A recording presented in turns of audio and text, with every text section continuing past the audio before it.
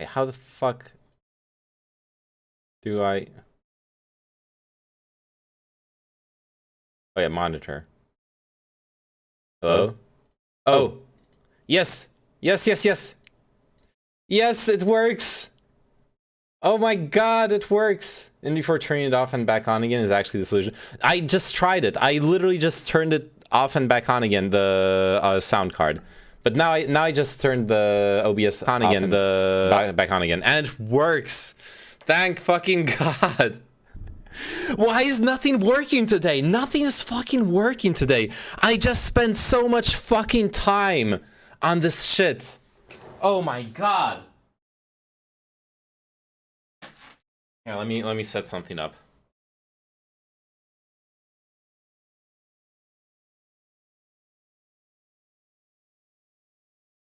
Okay, so if you're wondering why I haven't I've been streaming like really late, why I haven't been streaming, it's I've been obsessed.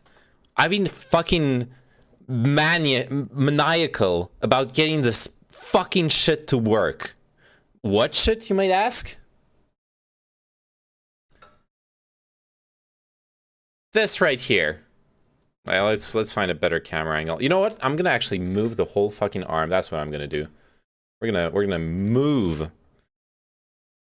Perfect. I'm gonna fix this right away.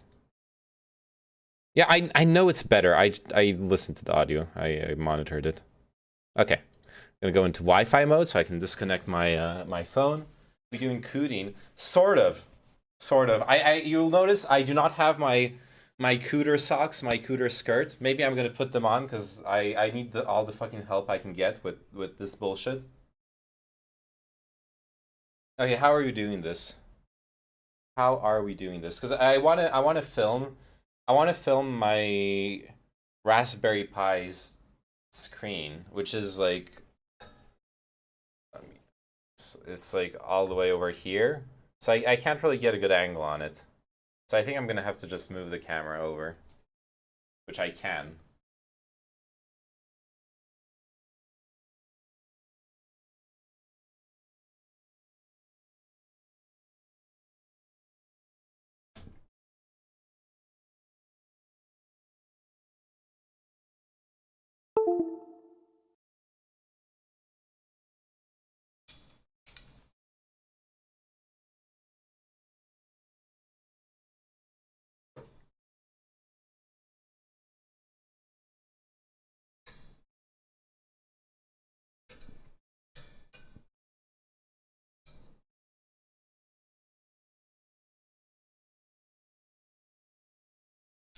All right, sorry, I need to like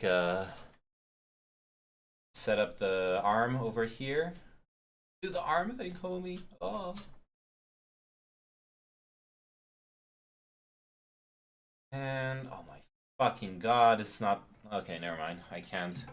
I literally can't set it up on this table because I wanna film this screen right here. That's what I want to do. Yo, someone just subscribed to my YouTube channel. What the fuck? Actually happens. I just had the dumbest teammates in AoE 4 impossible name and just started stream. I'm not doing AoE 4. I will be doing AoE 4 in a little bit, but I'm not doing it right away. Okay, how the fuck are we gonna set this up? So I think I'm gonna just set it up next to my microphone arm. Something like this. Oh god, this is so scuffed. Why do you have a metal pipe running? Yo, Andrew Carter, thanks for the sub to my YouTube channel. Why do you have a metal pipe running in the corner? Do you have copium piped in? Yes, it's my direct copium line. God knows I would have jumped off a cliff in Minecraft a long time ago if I didn't have it installed. It's actually a heating pipe. Like, what do you expect? Come on. This is gonna be super comfy. And by super comfy, I mean super fucking scuffed. I'm sorry, I'm hitting the mic. If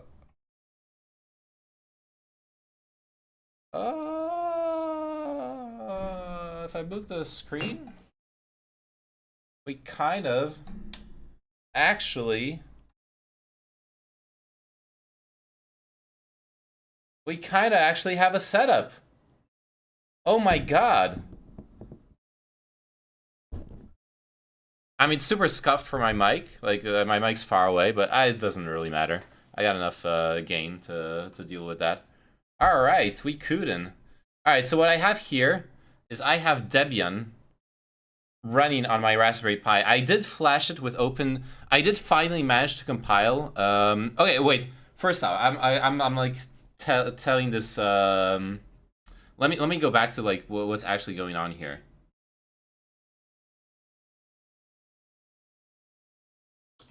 I want to improve.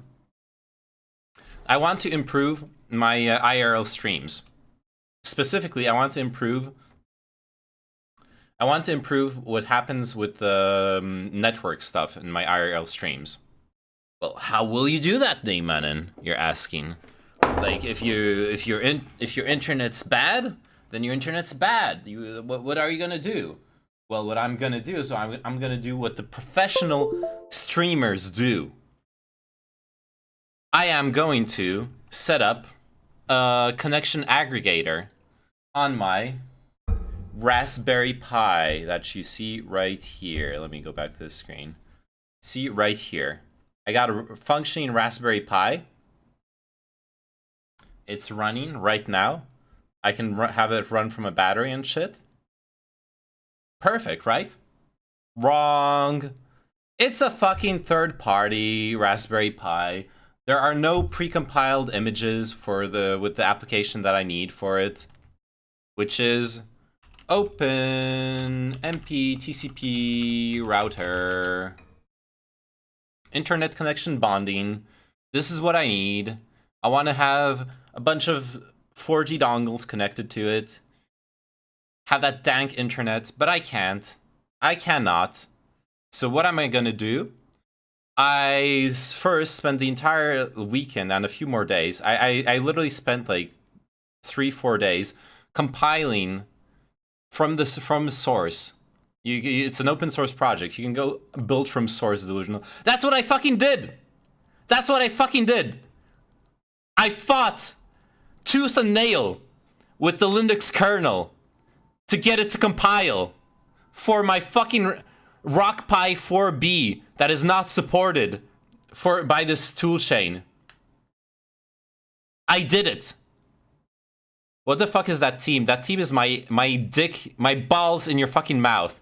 I compiled it after 3 days, fucking like 18 to 24 hours literally spent compiling, looking at errors, debugging them. Can you stop shouting? You remind me of how my dad used to shout at us when he was drunk. I'm sorry, Zeus. I didn't want to trigger you. I'm actually so fucking mad. I'm sorry. I'm not gonna hurt you, okay? It's the only person who's getting hurt here is myself. You're allowed to report the stream for self-harm, considering what I'm talking about.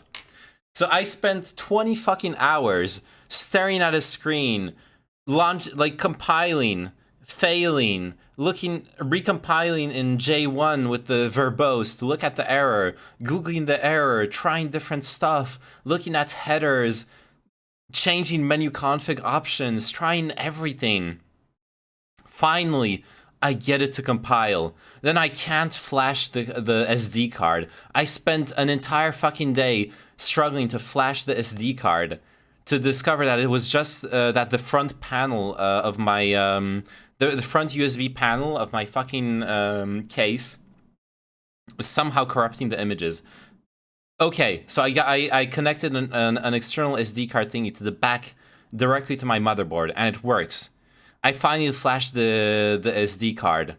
I plug it into the RockPi, and then what happens? It crashes on boot. It literally all I see, if I hadn't flashed it with Debian, if I hadn't flashed with the open MPTCP router image, which I have finally managed to compile, all I get is like 100, 200 milliseconds of the boot text showing up, then some like graphical glitch, and then it fucking crashes. That's all I get. I don't have time to read the error messages. It's physically impossible to read the error messages and figure out what the fuck is wrong with the fucking boot of my freshly compiled open WRT with open MPTCP router image. It just doesn't work. So at that point, I have two options, right? Either I figure out how to compile, like I recompile the kernel with like all the fucking debug options that I don't know how to use. I'm not like this huge big brain Linux aficionado that I understand how to compile. Like what options to put in so I can have a log file so I can look at the errors, then figure out, oh shit, like there's this driver missing, so I need to add it to my like I don't know, okay? I don't know how to do that. I could learn how to do that. I could spend another fucking week learning how to do that. Or I just flashed it with Debian and I'm gonna figure out how to install Open MPTCP router on Debian. I'm sure it's possible. I don't know how. I don't know how because all the images. If I go here in Firefox, open. Oh my fuck. Okay, there we go.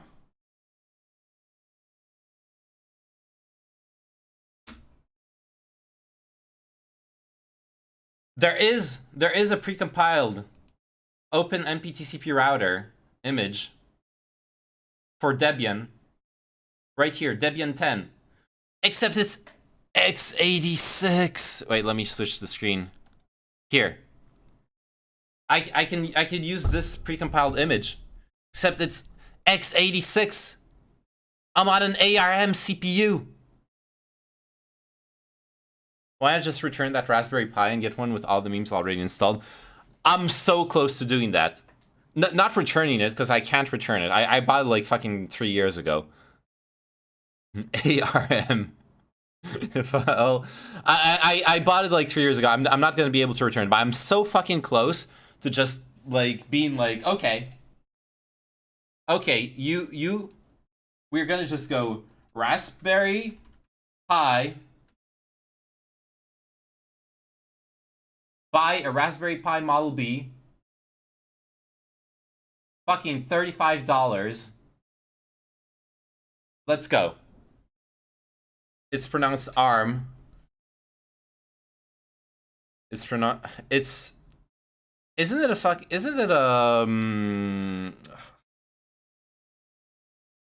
I forgot how you call it when you put like the initials of something to whatever. ARM, whatever you like. I also just for an acronym. Yes, thank you. Just for extra memes. It took me an hour and a half to get the Bluetooth keyboard that I bought, so I wouldn't have to switch keyboards between the Raspberry and my computer. It took me an hour and a half to get the Bluetooth keyboard to work correctly. Not an hour and a half. It took me like 30 minutes to not have it work correctly. Just SSH in forehead. Yeah, that's gonna be a lot of fun. It took me like a half an hour to have it not working correctly. Then I decided. Then I have this old keyboard that was all gunked up, like super fucking disgusting. It's still a bit dirty, but I swear to God, I just cleaned it. Like, I have this dank memes keyboard.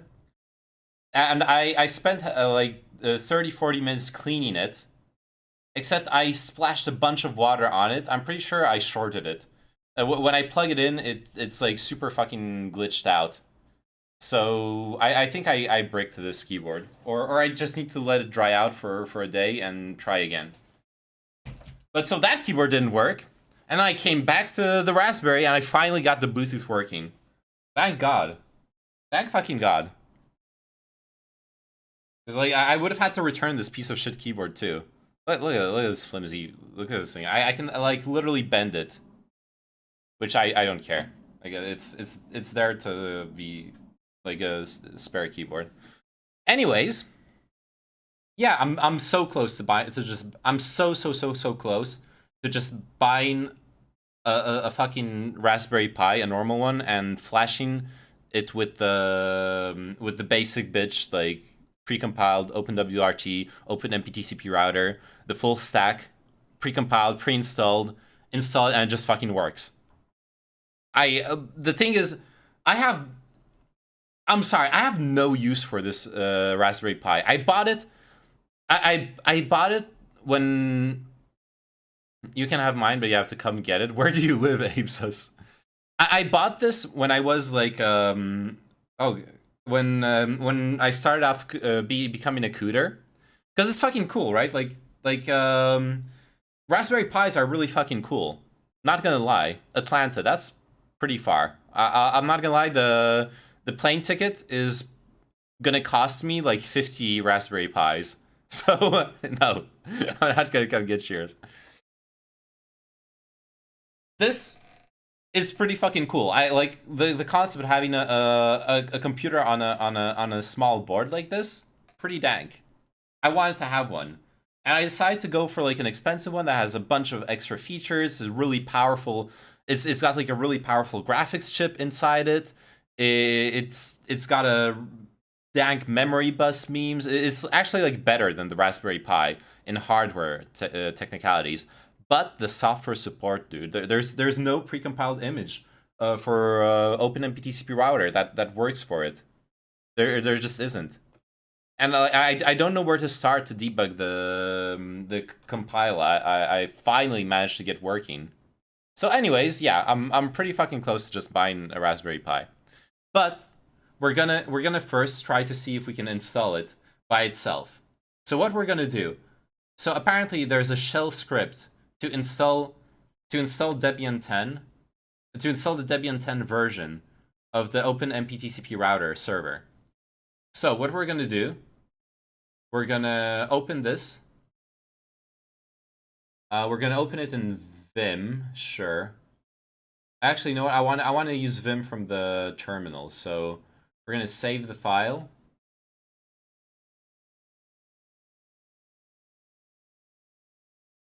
Open it in directory. Here I should be able to do Vim and just drag and you can't drag and oh my god, Linux fucking sucks ass. Home, rock, downloads. There you go. Alright, so here we have the script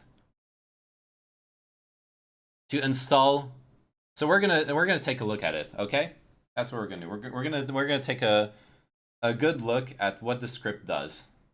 Now, keep in mind, I'm not like a big script memer, so I might need your help. But the most important thing is I need to figure out if I can kind of scummy, but you just buy the new one and return the old. I can't return the old one. It's using the GUI on Linux. Go suck my fucking balls, Ximos. I swear to God, I'm gonna shove an XFCE so far up your ass, you're gonna have a GUI like showing out of your mouth if you keep mouthing off like that. I just tuned in his name and rage streaming his tech issues. Yes, I am.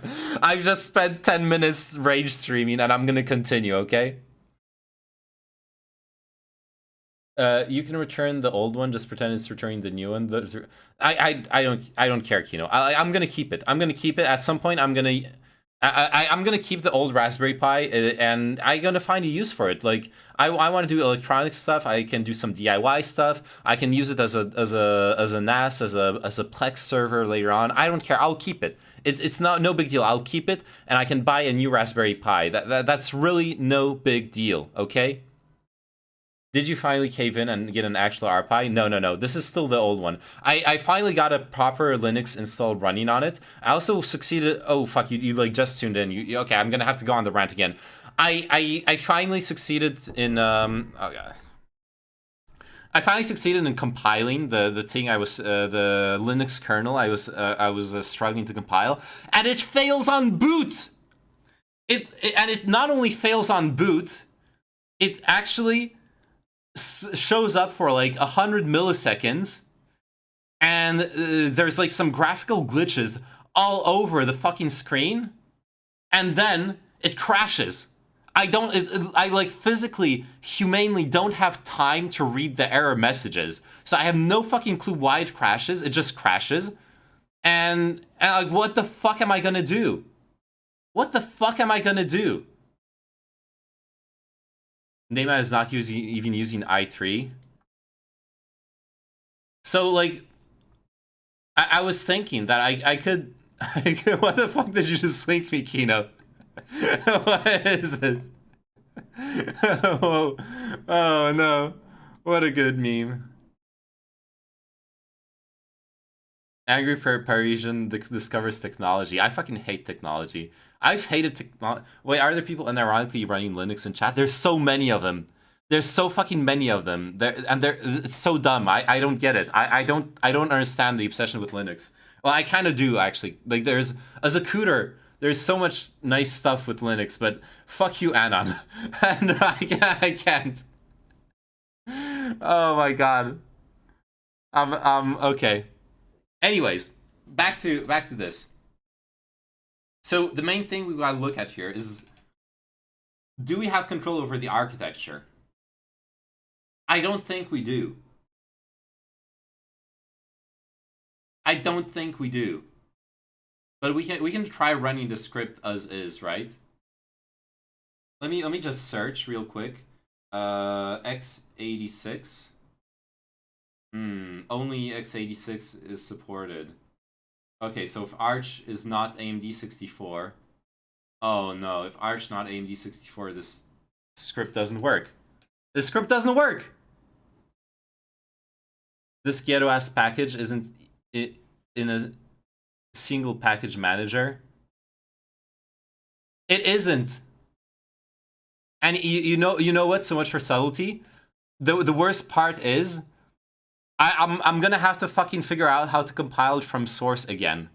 Are there any other packages that do the same thing? Someone linked me an unmaintained 8-year-old buggy JavaScript scuffed npm package that does approximately the same thing. I'm not gonna run. I'm not gonna run a fucking buggy 8-year-old unmaintained npm package. There is one that just works but costs fucking $10 a month for the as a subscription to use it. It's not open source. It's not free. It's like cock and ball torture. Not for everyone, but there's also no real way of just casually being into it. Pretty much. I could try getting it to work on my RPi and see if I learn something. If you want to. What is this DSP scuffed ass shit? This is I don't have a screen capture device, so like this is all you get to see the screen of my Raspberry Pi. Oh, by the way, for the memes, look at the fucking temperature on my Raspberry Pi. It's fucking 70 degrees Celsius. I can touch the heatsink, and there's a heatsink on this Raspberry Pi. It's some like dank shit. I could cook a fucking egg on my Raspberry Pi. Get a mirror so we can see you. Maybe nothing does this because it's a bad idea. No, it works. It does exist. Because like this shell script, I grabbed it off a forum discussion on OpenMP-TCP router. Right here. So there is a standalone binary for Debian 10, but it only exists for AMD 64 CPU architecture apparently, right? So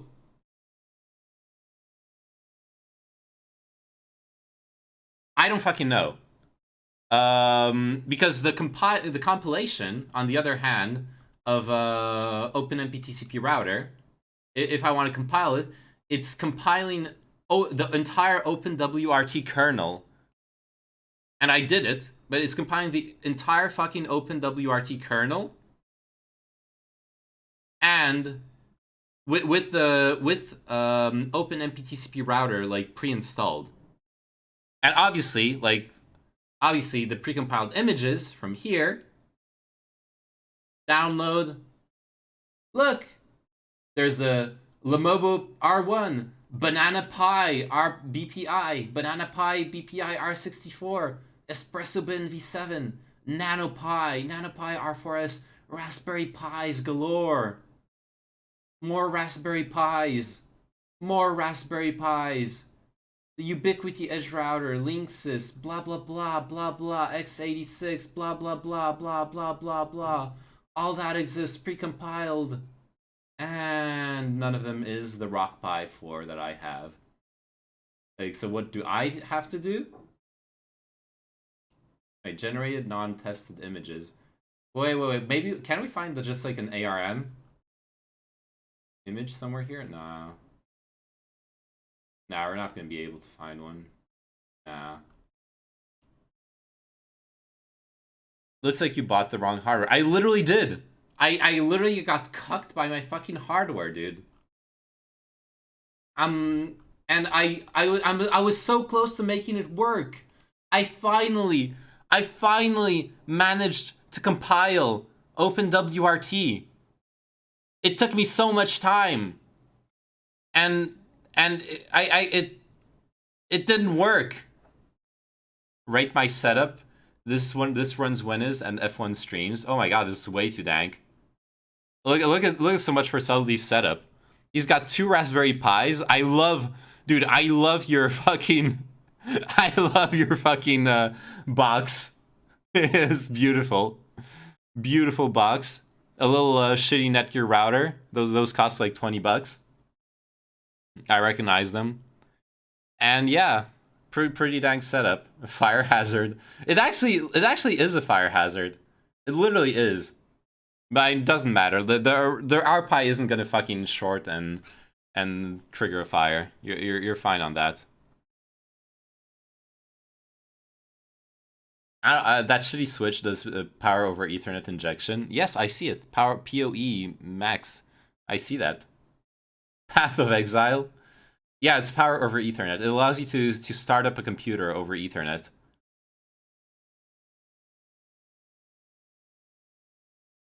Wait, it also doesn't like also power the Raspberry Pi? Because that's pretty dank. Is Path of Exile injection ethical? Only if it's a solo self-found hardcore PoE injection. No, it allows you to power a computer over Ethernet. Yeah, that's what I thought. Yeah, I remember messing with that. I've done some like automated systems for a client before, and we had to do PoE. Do only special routers do that? It's not special routers, it's just an option that routers may or may not have. Oh, Wake on LAN is something different. That depends on the computer. Oh, I was thinking about Wake on LAN. You're right. Sorry, I confused the two. I was thinking of Wake on LAN. My bad. I was thinking of Wake on LAN. Absolutely. I had the weirdest bug. At my client's place where I set up the Wake on LAN, I had the weirdest fucking bug.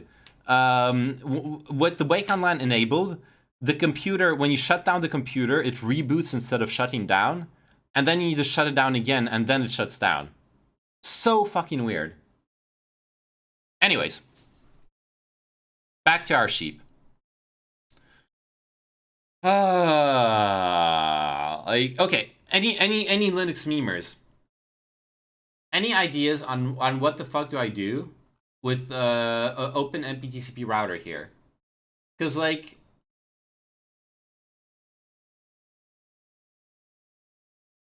what do I do? I guess I can get packages made for open MPTCP router. Oh, I guess this is what I can use to build the... Oh no, those are the dependencies. That's the feed for the dependencies. Okay, because the thing I'm thinking is if I could what CPU Arch do you need? I need ARM 64. Why wouldn't a regular RPi image work? Are they not also ARM? No, the drivers wouldn't. I haven't tried it honestly, but I'm pretty sure the drivers wouldn't work. It's a rock chip, 3399 if I recall correctly. Maybe I can look at it here. Does it tell me what CPU? No. Or where can I like check out the system? I have no fucking clue how I can check out my system.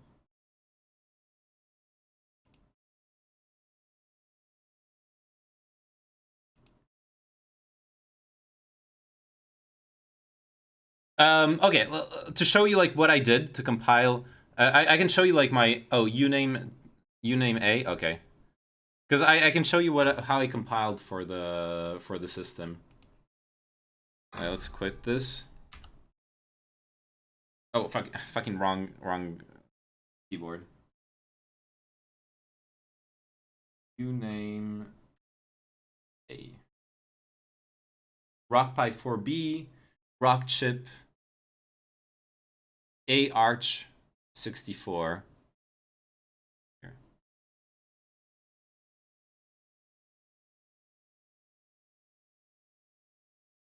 But so, man, I had it fucking working like here. If I start up my WSL,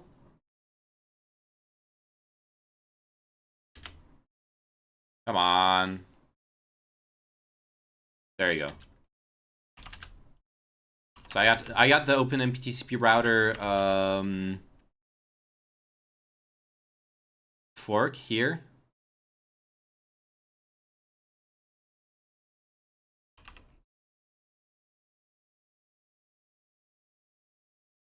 Oh fuck, I just reset the branch. Oh, it doesn't matter.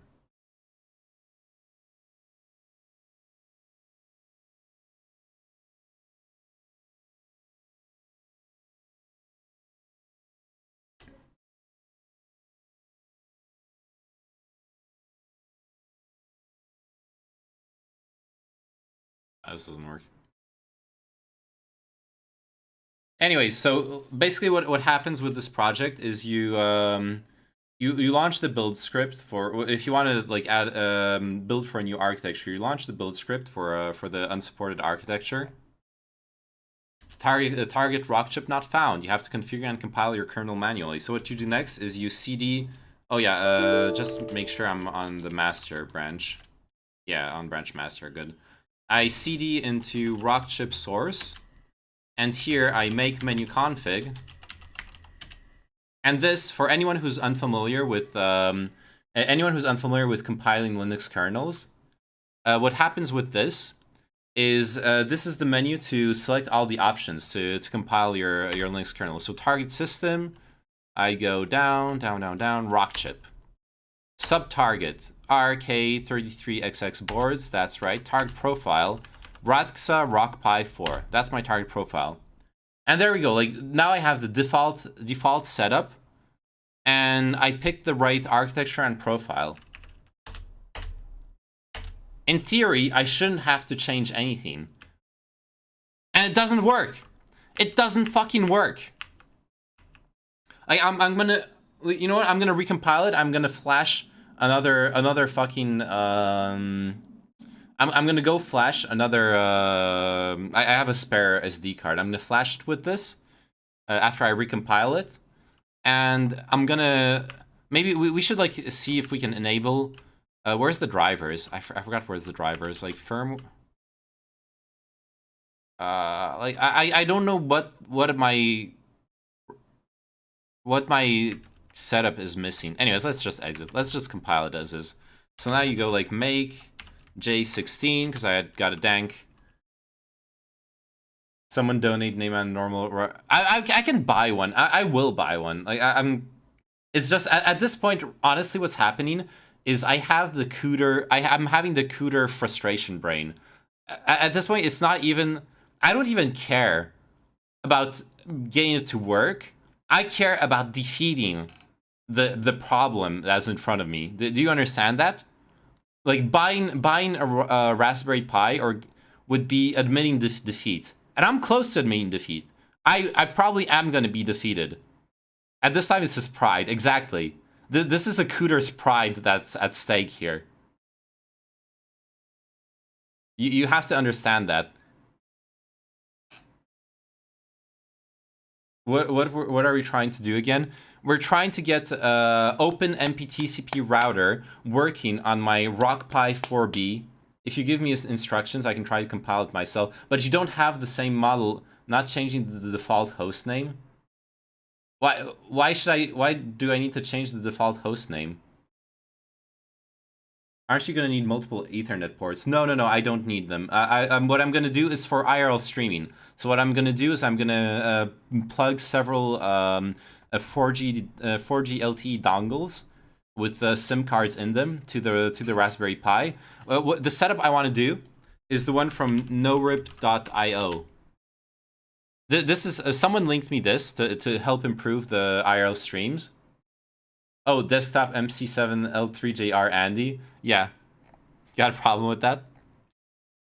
And if you scroll down here, they can sell you the setup already made, U-Bonder, but you can do it DIY. You can build the bonding device yourself utilizing a Raspberry Pi and the appropriate parts. If you are not comfortable with Linux, we provide Bonder endpoint servers and blah, blah, blah, blah. Check out MPTCP router for more details on the bonding solution. Like, this is what I want to achieve. This is exactly what I want to achieve. So you click here, and there you go. You start going down this fucking rabbit hole.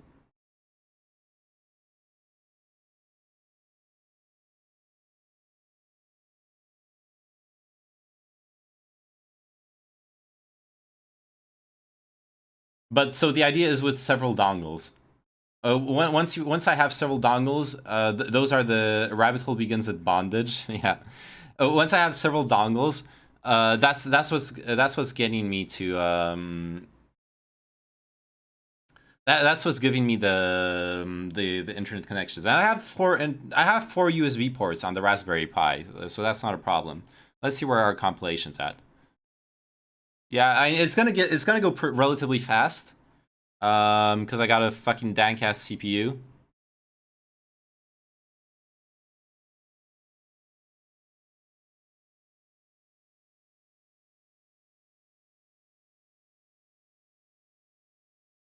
Let's see. Let's start up the core temp so you can see what's going on. There you go. Running at 91 degrees Celsius. 16 threads compiling at the same time. 16 threads, 32 gigabytes RAM. RTX 3080. Look at the CPU usage. We're compiling. We're compiling so fucking hard. This Linux kernel doesn't stand a fucking chance. And it's gonna successfully compile. But it's not gonna successfully run on the Raspberry Pi. That's the sad part. Actually, I have an idea. Oh my god, I have such a stupid but big-brained idea. You know what we're gonna do? Once we're done with the compile, I'm gonna... I can flash it with the... You know, I'll let the compile finish, but I still have the image from before. So I'm gonna flash my second SD card at the same time. There is Go in the Linux kernel. Yeah, it's actually an option in menu config. You can add Golang support to directly to your kernel. All right, so let me just plug in this SD card.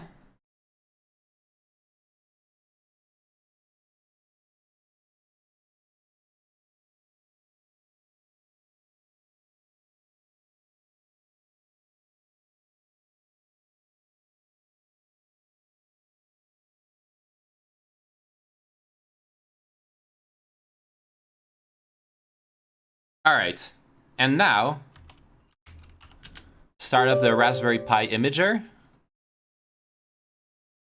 Choose OS. Use custom OS. I'm gonna show you what happens.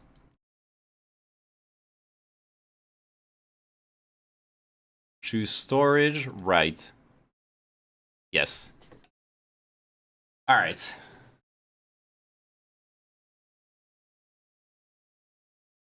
Compilation streams, poggers.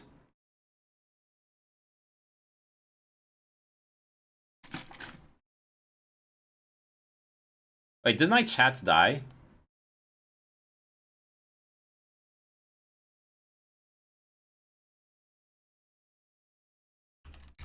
Test. Okay, no, chat is not dead. Never mind.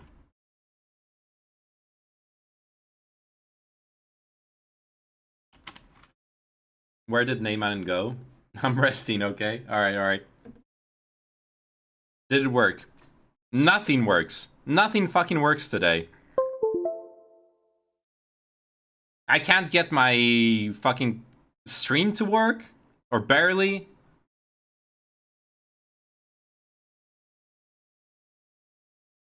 Literally nothing's working today. Okay? Now we're okay, so I'm just showing like the steps of what I had to go through here.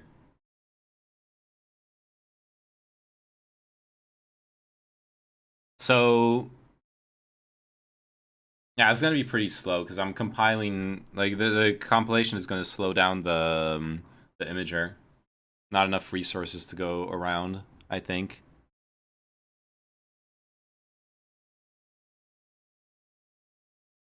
I'm gonna just order food at the same time. By the way, Neyman keeps it real, showing us his raw and honest feelings about the situation after he screams at Borg Zimos.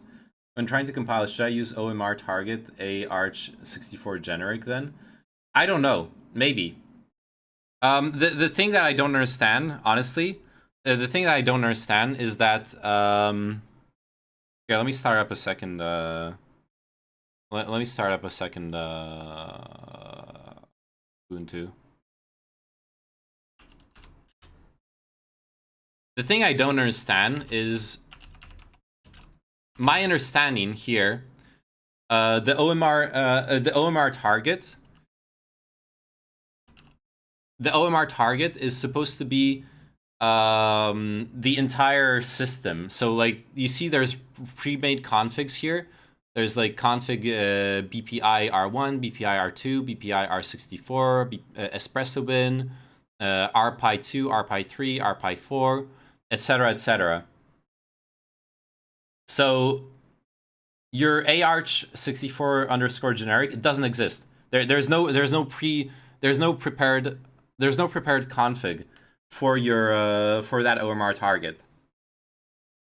So it's not gonna do anything for you, specifying that as your OMR target.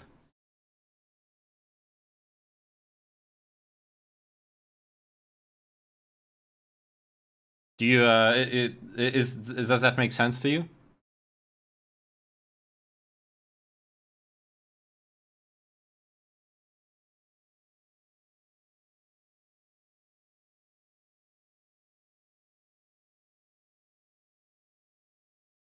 Like I don't know what to tell you for the target architecture, because what happens, the check exists in the build.sh. That's what's confusing. Well, let's see. Nvim build.sh.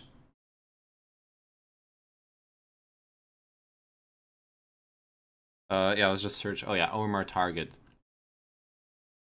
Oh, the default is x8664.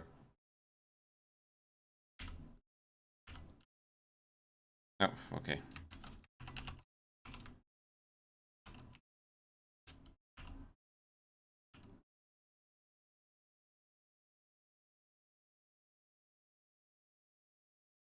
So it tries to find the OMR target config. Right. So you see, based on your OMR target, it creates a string that's config kebab your OMR target environment variable, and then it looks for that folder. If that folder doesn't exist, then you don't have, or that repo doesn't exist, then you ain't got shit, right?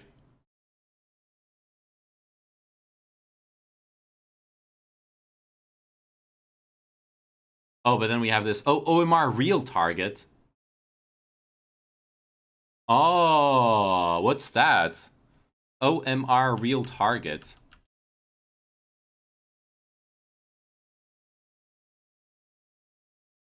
Yeah, that's not something you have direct control over in the script. Okay, OMR real target. As you can see, you got AArch64, Cortex A72, ARM Cortex A7, ARM Cortex A9, AR64, Cortex A53, etc., etc., etc. So actually what's going on here is it's got a switch case to pick directly the CPU architecture. Oops. The CPU architecture that corresponds to, well, the target you specified. It also tries to get repo source.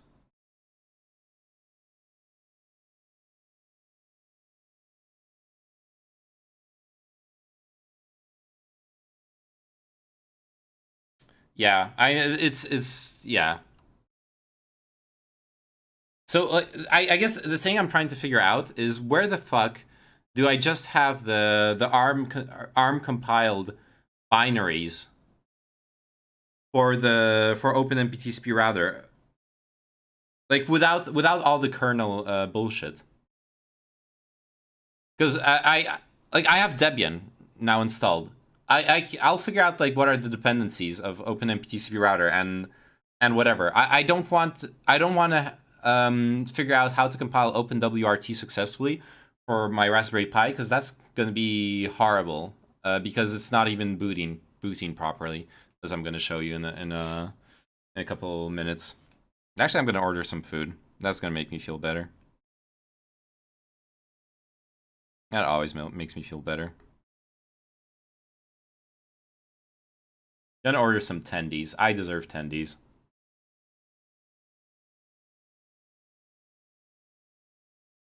Do you have tendies? You wish you had tendies. I wish you had tendies too, actually.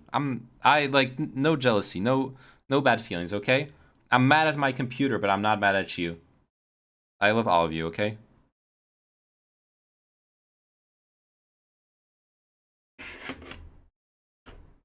It sounds like you need OpenWRT and can't just run it as a program. But look, but someone did.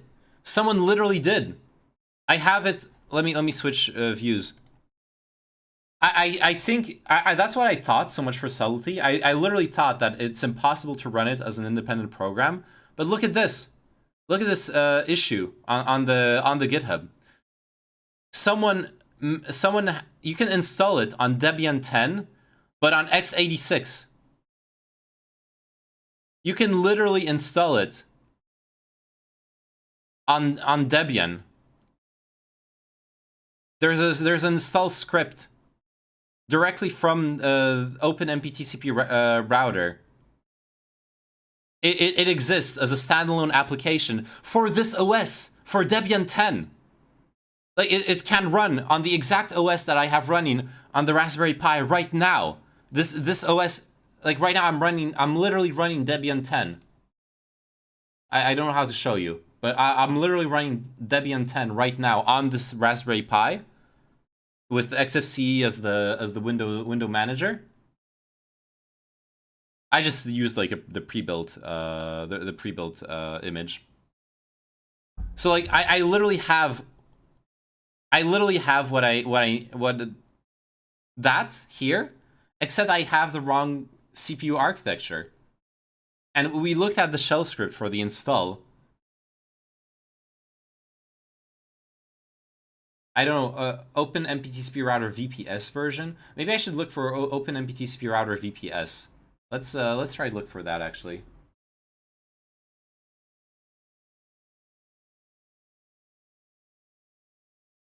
Oh, my fucking Bluetooth keyboard turned off.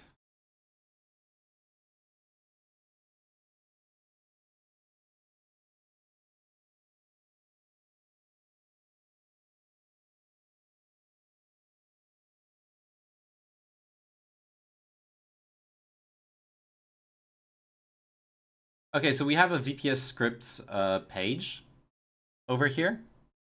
Let's take a look at it. We're gonna take a look at it.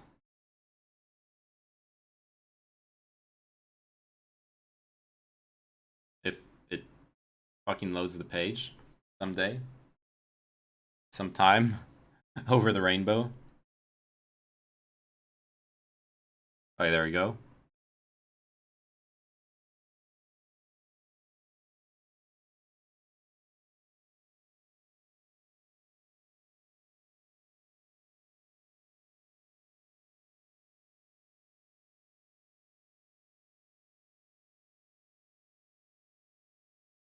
Like, if I can compile, I could compile it from source.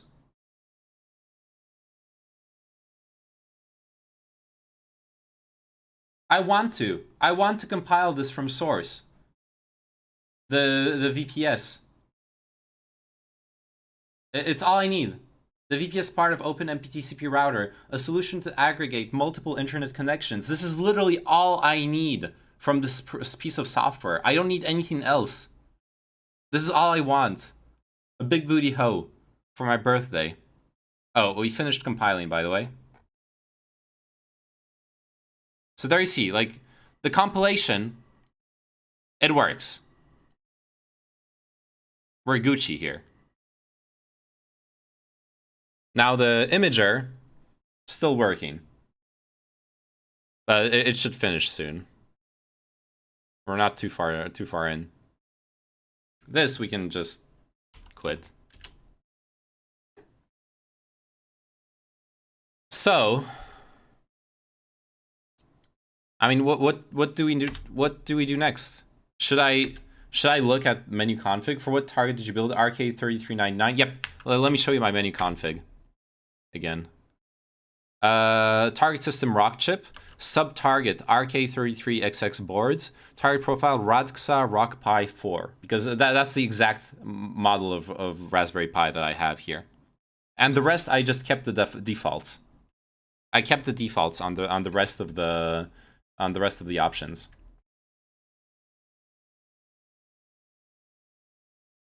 I've messed around with turning off, like trying to turn off IPv6 and stuff like that, but at this point I just wanted to get it to work. Maybe I need like mini. Yeah, I don't know. I don't know what do I need from here to create like a VPS compile. Because that's what I want. I want, if I could make a VPS compile out of this and then load it up into my Debian, I'm all set. It's literally all I want. But I don't know how to do it. I don't understand where in their, like, how do, maybe let's look through their GitHub. Let's look through the GitHub. That's what we should be doing. Here, Izurak, OpenMPTCP router. Let's look at Izurak's other projects. Maybe it's somewhere here. OpenMPTCP router VPS, that's the VPS scripts. Docker version of OpenMPTCP router VPS. Oh shit. Maybe we just run Docker. Maybe we just run Docker in the Raspberry Pi and then load the Docker image for OpenMPTCP router VPS. Way too dank. Oh my god. I have a feeling you need a Docker image for your Arch. Well, true. And I probably would not find one. Like, look at this. We have a Debian script, but we don't have a Debian for Arch64 script. Last commit 3 years ago, alpha state, copium. True. Probably shouldn't touch that with a 10-foot pole. We can look at the script. What? Okay, never mind. It's a symlink to the Debian 9 script. And we were looking at it earlier. Well,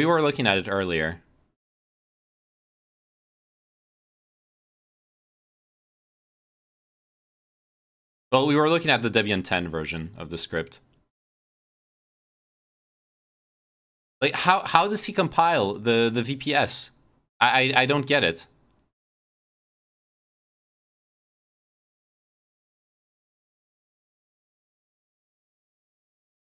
Package, OMR server, architecture all, multi-arch, foreign depends on all those packages.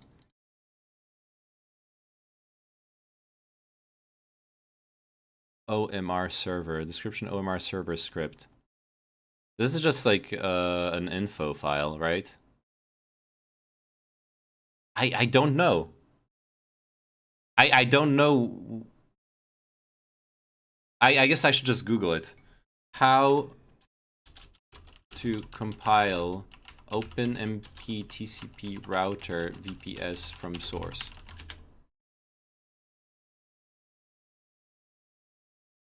Build scripts for VPS, Linux image, and Linux headers. All right, let's look at those. Let's look at those. Compile kernel. Oh god, no.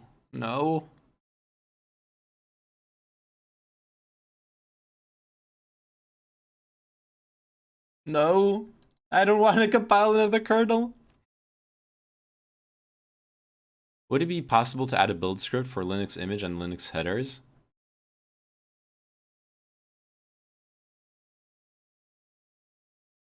Kernel compilation instructions are now available here. This is...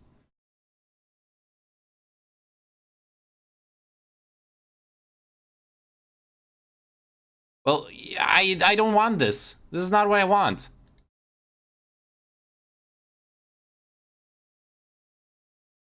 Here's how to make K package on Debian Stretch. No, I don't need the kernel package. Like, what I need is to figure out how to get the OMR.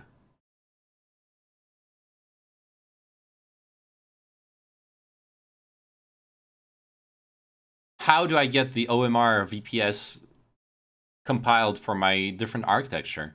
I don't know.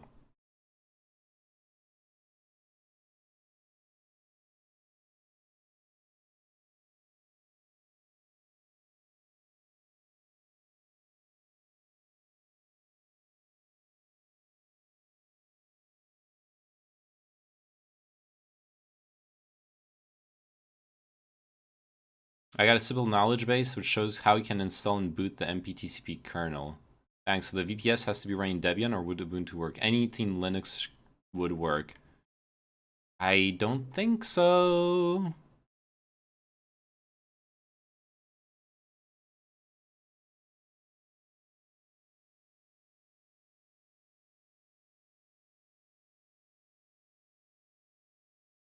We put the patches to generic folder where they are applied to every architecture.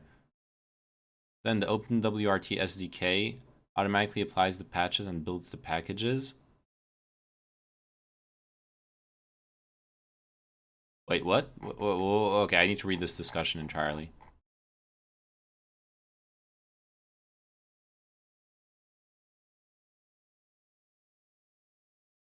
Building the image for trunk.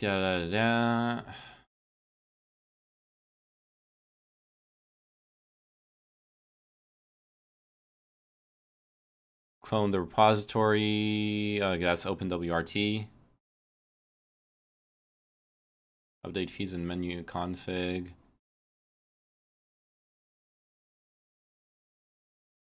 Add an MPTCP stuff.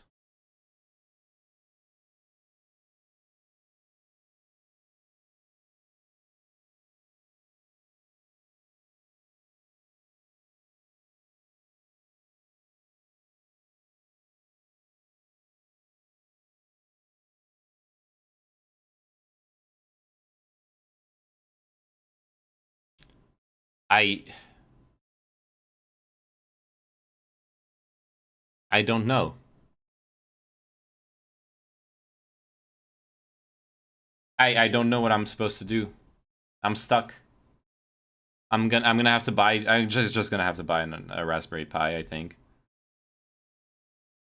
And I guess this one's just gonna be used as a fucking meme machine or something. I'll need to think. I'll need to think of some way of using it. That being said, okay. I'm gonna wait until I get my food. Should I just try? Okay, I'll just fucking try it. I'm just gonna try something stupid. That's I know it's not gonna work, so but I'm gonna try it anyways.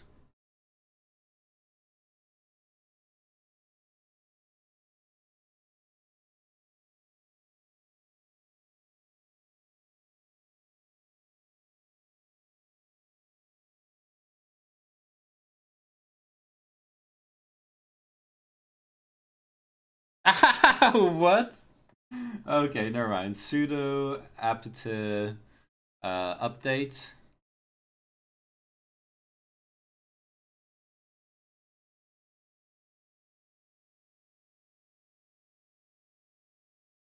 apt. Hey, you want to know the big meme? Yeah, the etc folder. I call it etc. I've always called it etc. It makes people so fucking mad. I love it. Sudo apt install wget.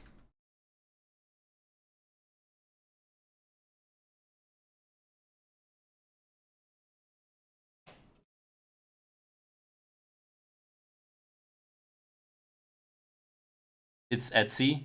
No, it's etc. It's etc, dude. etc is etc. What are you guys talking about? Obviously, it's etc. All right, let's try the previous command. Please run as root. Uh-oh.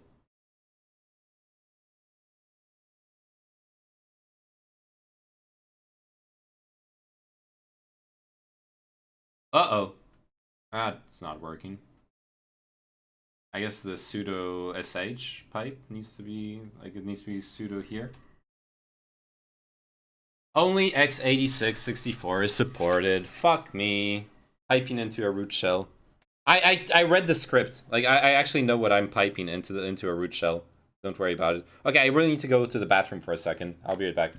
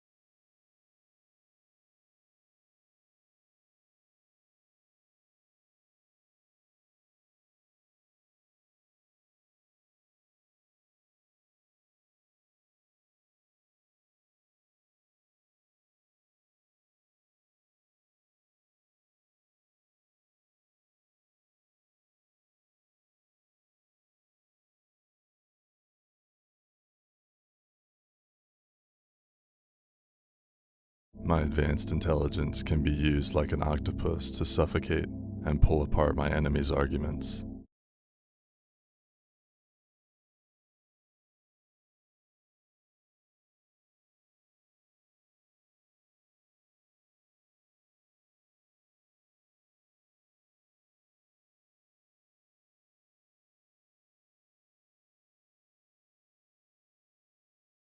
Yo, I'm back.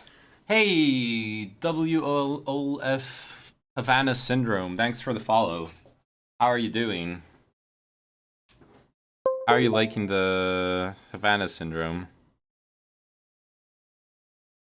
What's your personal thoughts on Havana Syndrome? Is it is it okay? Is it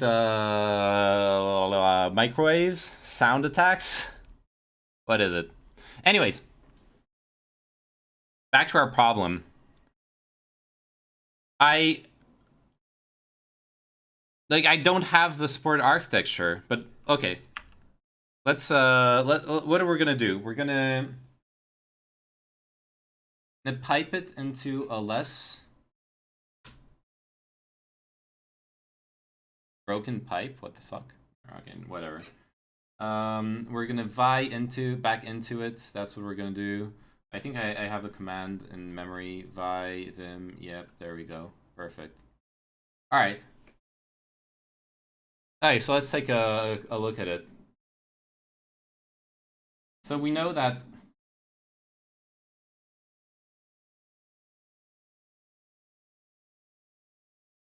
only AMD 64 is supported, right? It tests the architecture. But why is only AMD 64 supported? Because W gets everything for AMD 64, all the other packages. Does that mean that we could, in theory,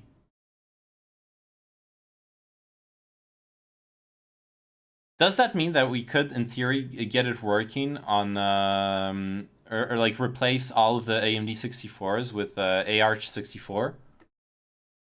I found this script that looks promising. Run it as sudo. He's fucking trolling me.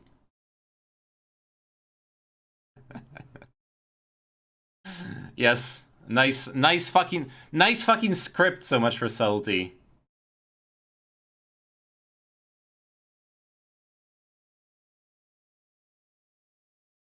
Me puts on some lo-fi beats to study and watch Neyman lose his mind too. Peppa Comfy. Peppa Comf. Peppa Comf. I was actually wondering if I should put on some music, but if y'all are have your own jams, then you're fine. I don't need to be playing music. I could play some elevator music myself. So I'm never gonna get I'm never. Oh man.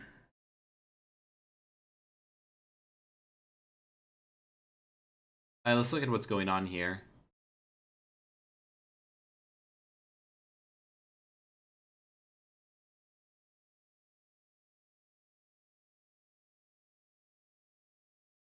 Git clone, GitLab, Easterrock, open MPTCP router, VPS Debian.git.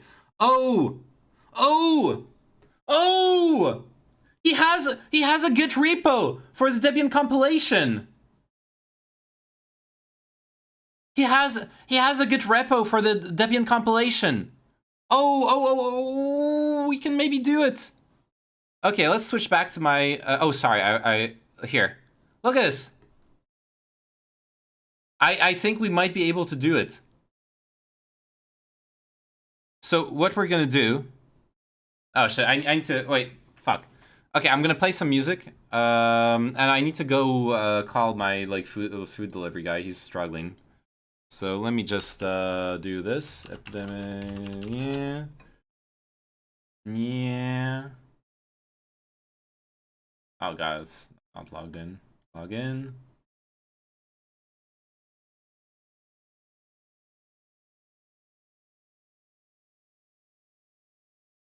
Genres.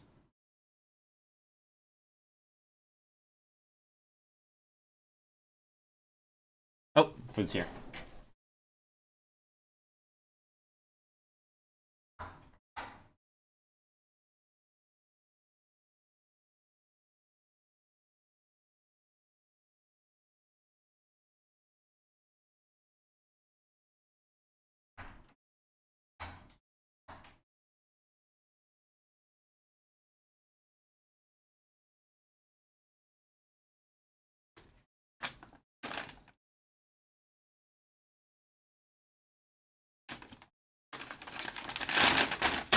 Alright, got food. That's good. And... oh god, it's loud.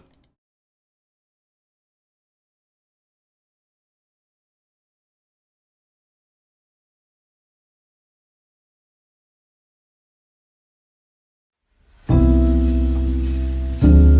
I? Oh my god. I can't actually change the volume when it's small like this.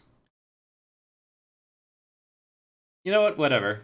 If I was evil, I'd host it somewhere that will show something plausible if your user agent is a browser. Oh, yeah, that would be really fucking evil. But I still wouldn't trust you. Not after. Look, I ran that script after downloading it. And then looking at it, okay?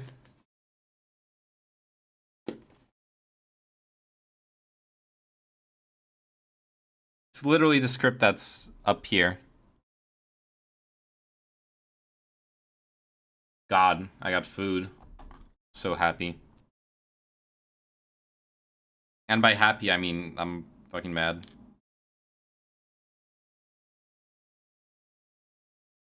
Hmm. Mmm. Mmm. No, let me show you. Wait. Fuck. Cable's not long enough.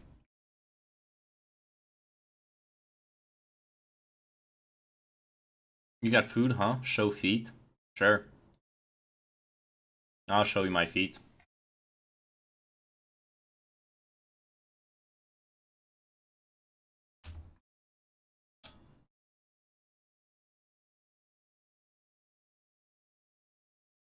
God, the setup is so scuffed.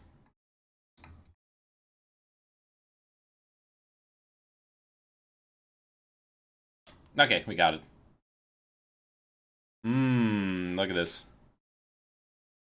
Look at those fucking tendies, dude. I'm a good boy. I got good tendies. Here, have some. Nom. Open your mouth. If you're a good boy.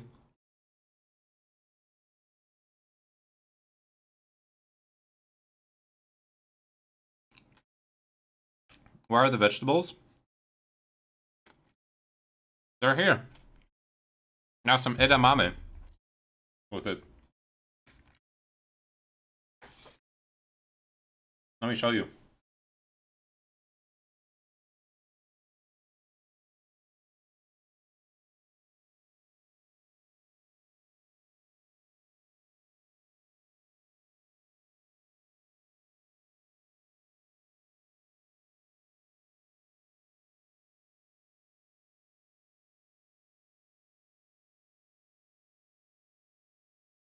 Am I on keto? No, I'm not on keto.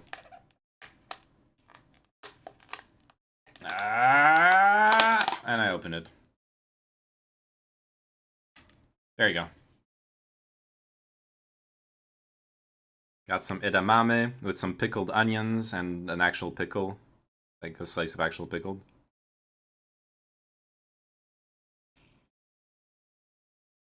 Fucking split off. Okay, there you go. Hmm.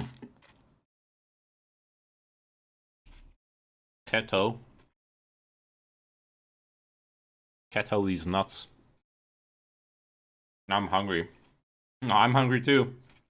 That's why I'm eating. Mmm. Yeah, this is now a mukbang stream, by the way. Mmm. Mmm. This is so good.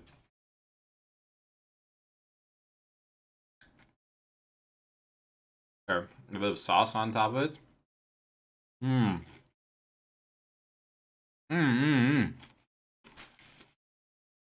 All right.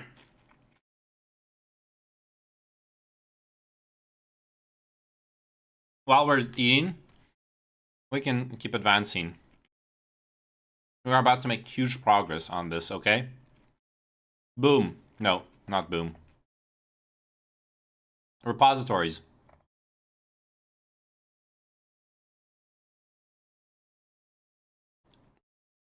Open MPTCP router VPS Debian.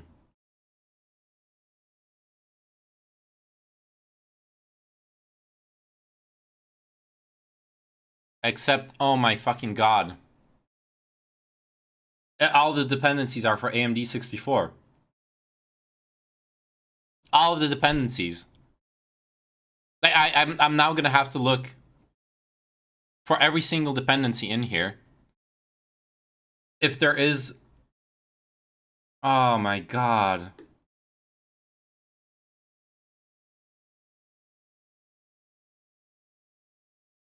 This is just sad.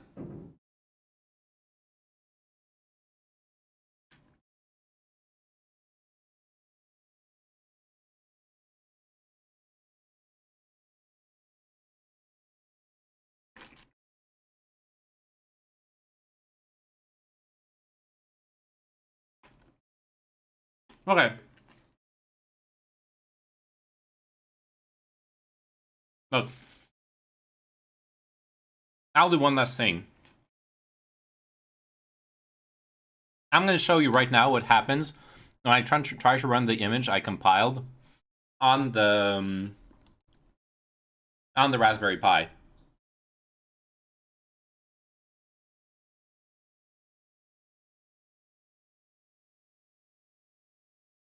So let's move back here.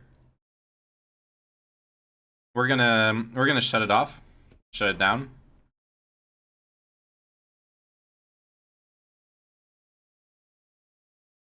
Yep, shut down.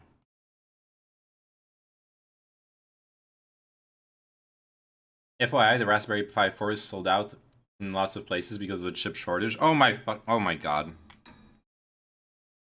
Well, we're gonna find one.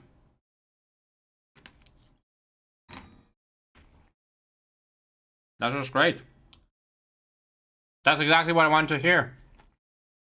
Okay.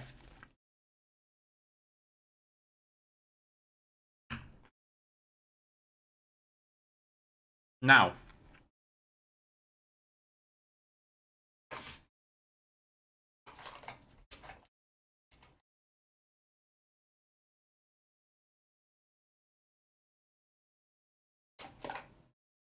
Let me grab. Oh, wait. Wait. Verifying write failed. What? The write failed? It failed! No fucking way! It failed. It worked earlier. Oh my god. Okay, I don't know. I'm giving up.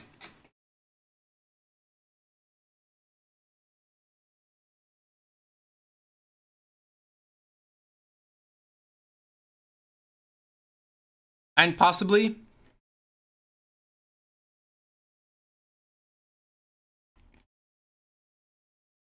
I'm gonna... Look.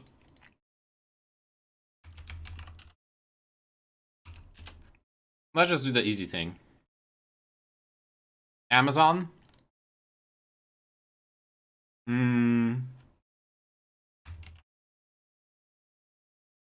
5-4. Jesus Christ! Why would I spend €100 on this? This is not what a Raspberry Pi costs.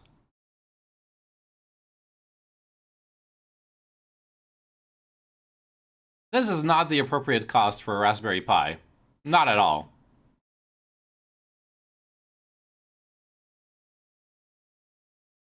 Those guys got no chill. Look at this. Fucking insane.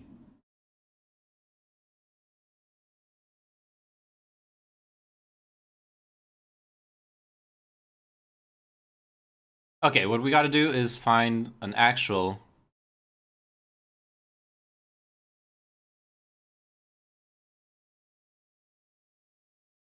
Raspberry Pi.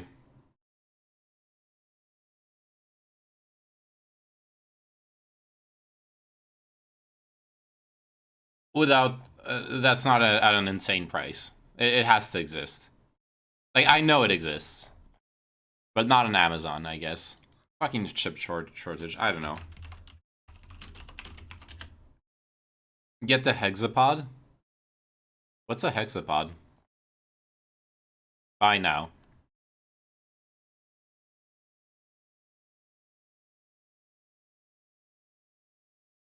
Country. France.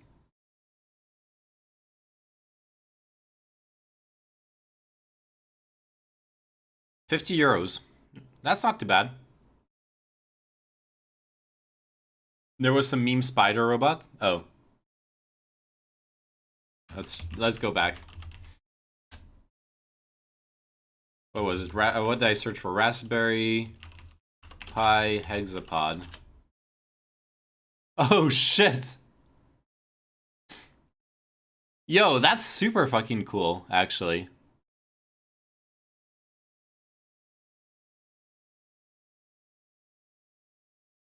That's really cool.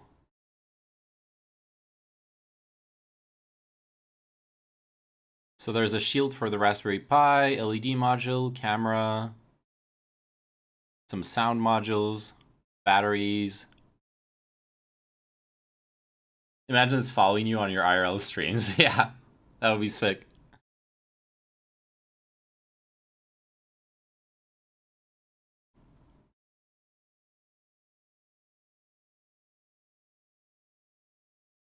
That would be fucking sick. But I'm not doing that. Like, chill. It would be a cool project, though. Did the meme work? No. Nothing worked. Oh, what? I use it to connect to the interwebs. No, nothing's working, Dark as my soul. Everything is pain and suffering, and we're just buying a Raspberry. That's what we're doing, if we can, because they're all out. Also, let me just move the camera back. Cooting is pain. Cooting is pain, honestly. Like, unironically, cooting really is pain. Computers are pain.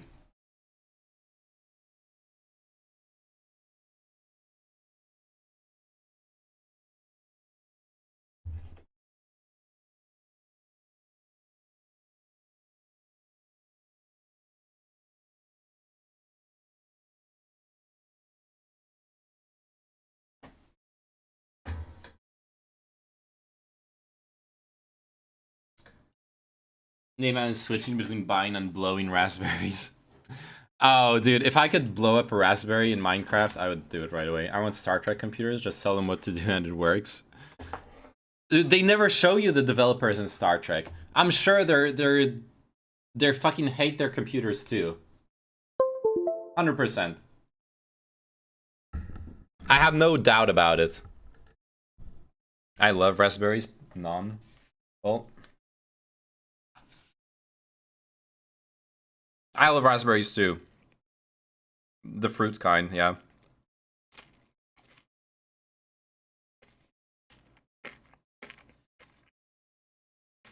Do I want to program our episode now? Yeah. That would be pretty cool.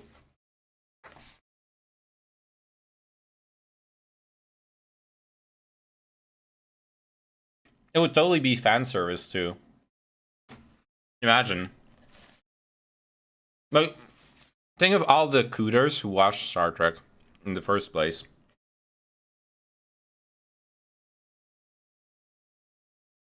€50 for the 1GB variant? No, this is a 2GB variant.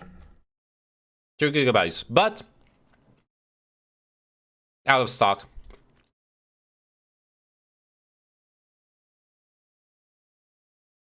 Out of stock. Out of stock?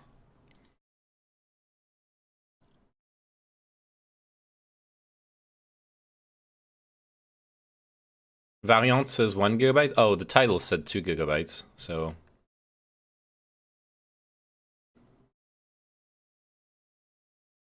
This one has trouble loading. Nice.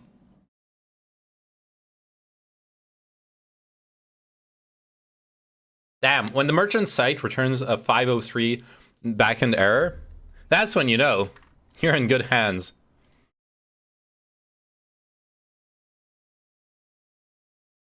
That's some good shit, buddy. Good shit. Alright, this one's dead.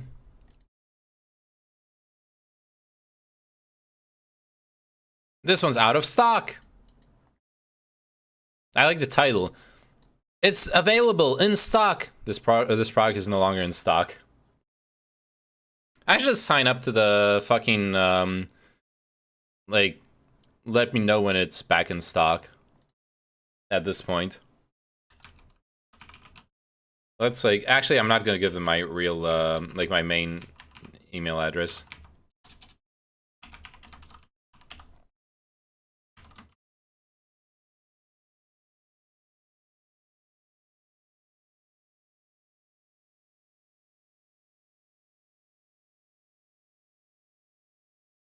Jesus Christ.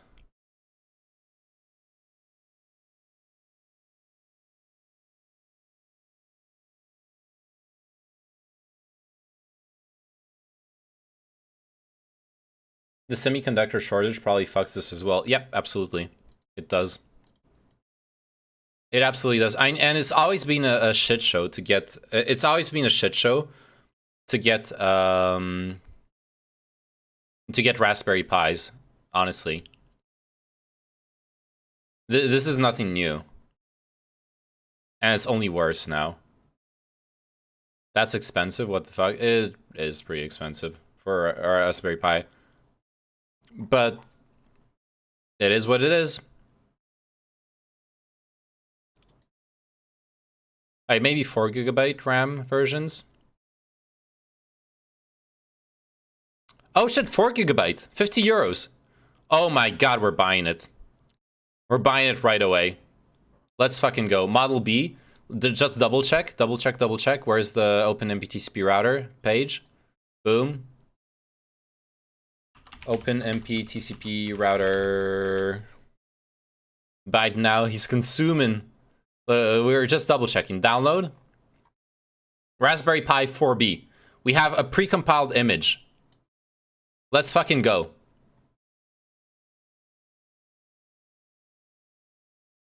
That is a steal. Buys it before Neyman has a chance to. Yeah, no. 60? What? Why did the price go up? It said 50 euros, now it says 60. What? Oh, it's tax. It was showing me the price tax-free before. It's okay. I'm gonna have to pull in my personal info, so you get to... yeah, it's a value-added tax, absolutely. So I'm gonna put in my personal info.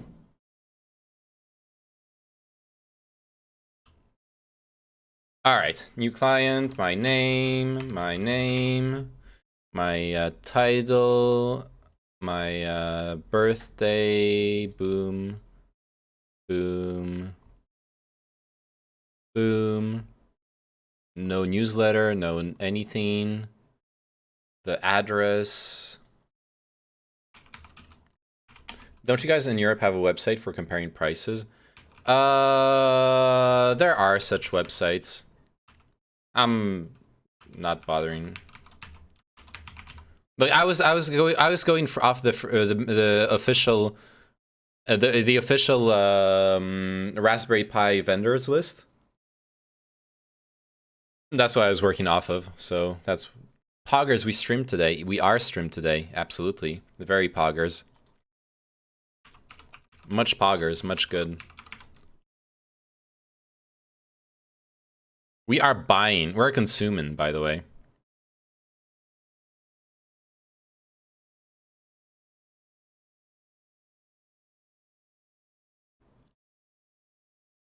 Okay. Oh, fuck me.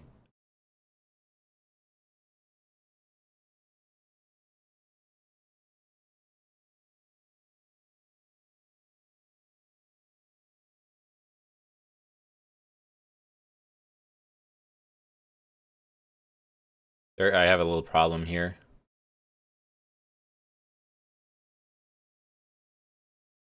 Uh, uh, uh,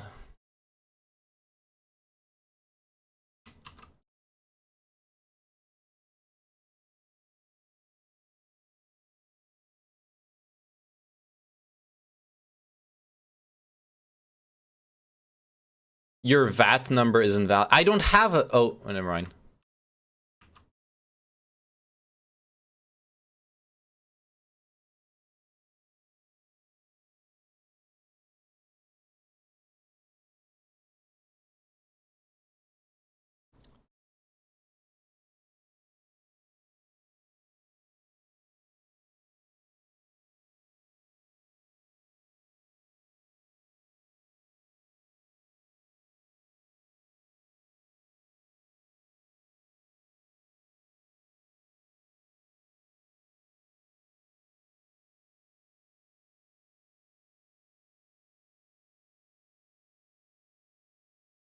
All right.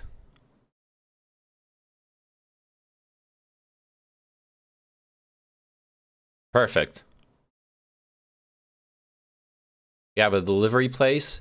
Let's pay with PayPal. This is cheaper. I got it from here.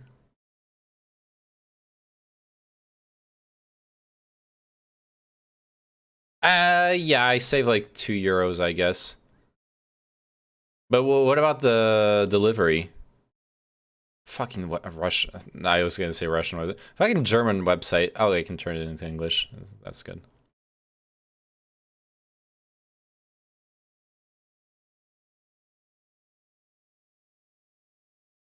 Yeah, I save like €2. Wait, no, it's 60.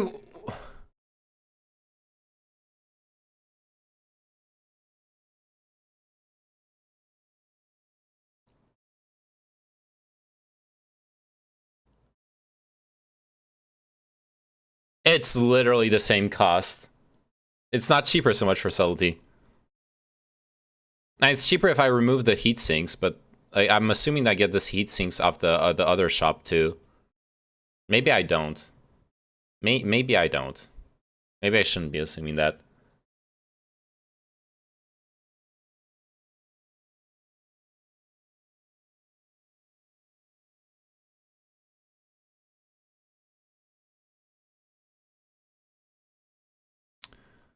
I was already setting up the purchase, dude. Okay. It was like, how much am I paying for this one? €61. And like, what am I getting with it? Am I getting the heat sinks? Am I getting the goodies? The extras? I don't think I am. Do I need a heatsink on a Raspberry Pi? You don't? Wait, are you saying I don't need the heatsink, or are you saying I don't get it with this? Yeah, I don't think I get it. Yeah, this is just the Raspberry Pi box. Never mind, shipping to France is €14. Okay, there. Okay, there. There you go. There you go. Hey, let me look at the accessories and get some heatsink action together with it. I could use the full accessory setup because I'm gonna need to carry it around in like a backpack and shit. So I need the box for it, and yeah. Actually, I just need the box for it, don't I? I will add the box in to it.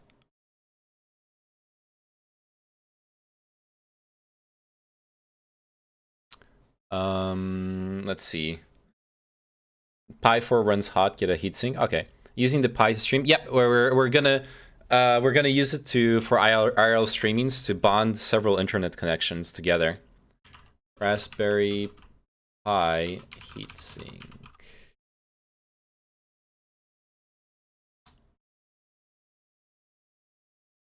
Okay, set of 3.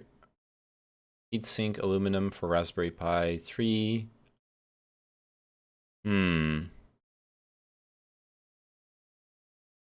Maybe get the double setup.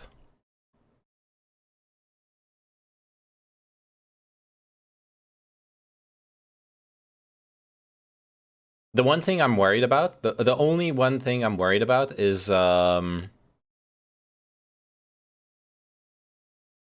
height of the heatsink compared to the box. No, I see it. I see it. The Pi 4 heatsink. I guess it's a large one.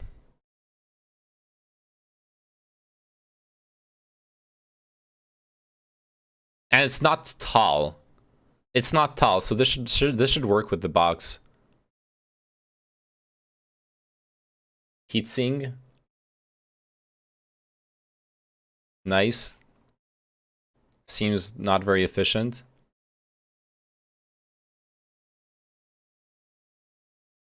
Demasiado grande. Hay que ajustar muy bien para que no deje inutilizables parte de los pines del GPIO.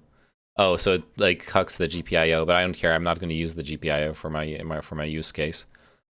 Let me take a look at the box. All right, let me add it to the, and let me take a look at the box I'm ordering here.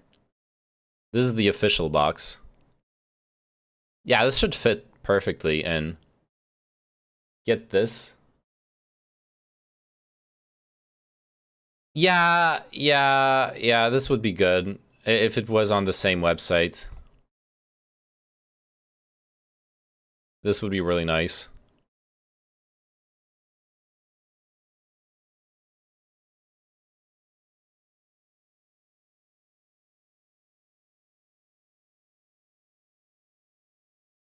Oh, sort of nice. I don't know if it's actually that nice.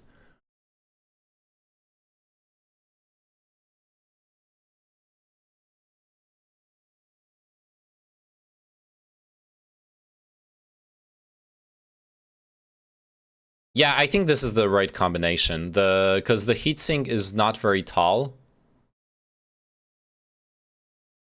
So it will fit. I would like to see how it fits underneath.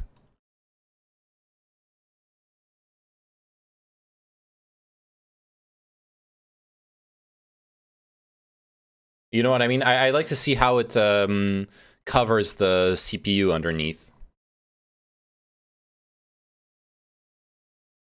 All right, we're gonna roll with this, I guess. And yeah, I'm gonna hide my info.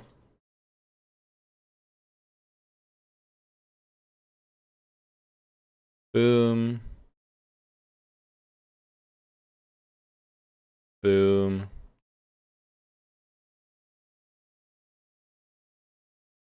Pay with PayPal.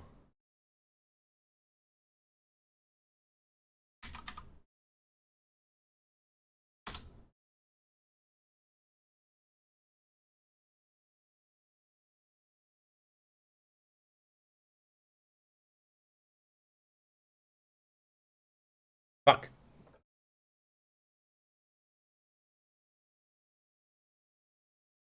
Yo, so much for Seldy. Those links are cool, but oh wait, is that the same website I'm ordering from? Oh, that is the same website I'm ordering from.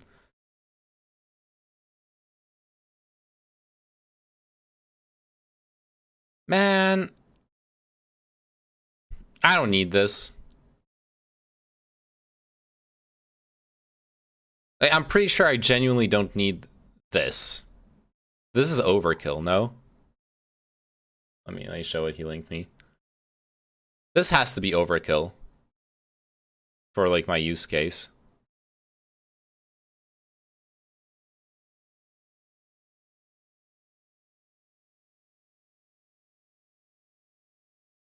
And it's cool.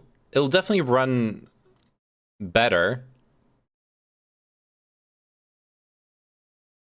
You'll have it in the bag, so it will be hot. Well, yeah. There are a billion options. All right, you know what? You're right. There are a billion options. Let's close this. Close this, go back here. Almost leaking my fucking cell phone number. It was only a few digits from my cell phone number, so it's all good. Let's go with that. Opium.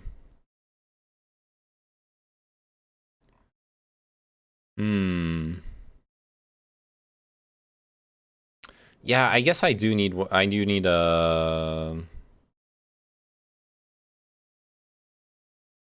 ideally I do need one with some heat with good heat dissipation for sure.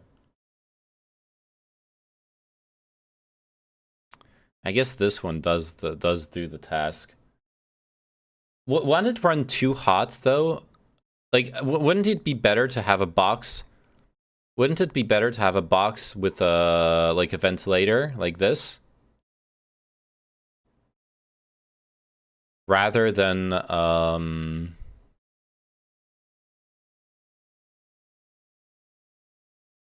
what you using the Pi for? I'm gonna do this setup. NoRip.io. It's for the IRL streaming. I want to configure it as a bonding device. Meaning it'll run OpenMPTCP router, and it will be connected to a bunch of 4G dongles, and it will bond the serve basically as a proxy, right? It'll bond all the internet connections together. Oh, the BDSM device, exactly. I've given up on making the Pi that I have already work, because it's fucking not working. And I'm just gonna buy an official Raspberry Pi, because there's proper software support for it. Like, I wonder if this wouldn't work better, honestly. If we're gonna go, like, ventilation memes. Because if it's gonna be in my backpack, I have this for my Pi 3. If it's gonna be in my backpack and tumbling around, I want it to be protected.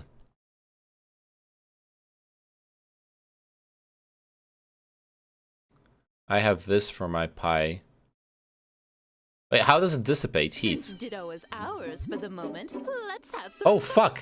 Magic Turtle, thank you so much! Holy shit! Holy shit, thank you so much! Oh, damn. Alright, that's the Pi fund. That's the Pi actually funded. The case touches the processor. Oh, that's really good. I like this because it offers more protection. I feel like this offers more protection than the other box. Where is it? Like, this box, all this stuff's like naked. The connectors and everything, they're almost naked. Whereas this box, it like actually protects them. So I like this box a lot. It's a bit more expensive, I guess, but oh, I see. Yeah, the heatsink is here. I guess in the backpack there will be limited air movement anyways. Yeah, yeah. Okay, I think I'll grab this one. Especially if you recommend it. If it like dissipates heat enough, then this is what we're getting.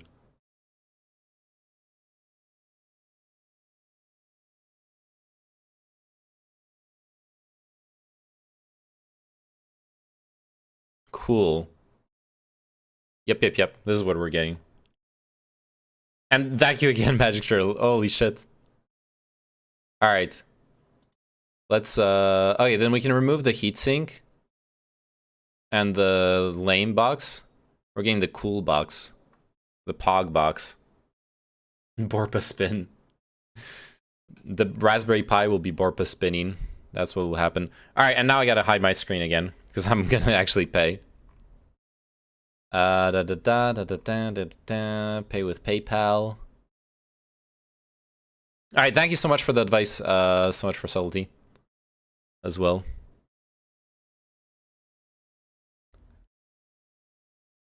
Alright, and I need to I'm getting like a 2FA code on my phone, so I need to like look at it here.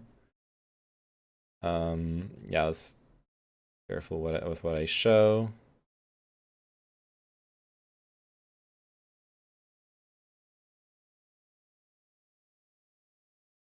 Fuck! I can't actually pay with PayPal. I forgot. I have a problem with logging in. There is something fucked with my PayPal account. Oh, pain. Pain and suffering. My life is only made of pain and suffering.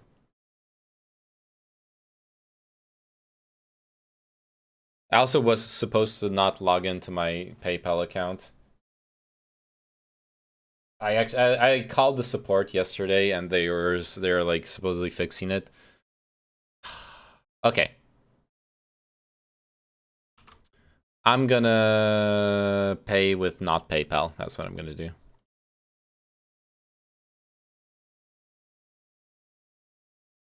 Pay with my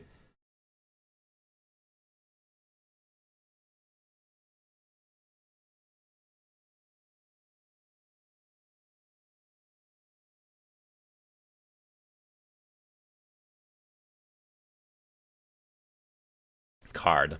Bitcoin saves the day again, exactly. Fucking Bitcoin.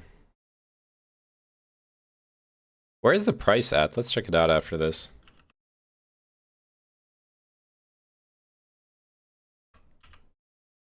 When's it hitting 100K, dude? I was promised. Advanced intelligence can be used like hey, an thanks for the octopus follow, to Smile Up. suffocate How are you and doing? pull You are a apart my legend. enemy's Thank you so arguments. much. Hey, have you like been watching for a while or something? Are you a lurker? December 100K. That's your belief. All right, we shall see.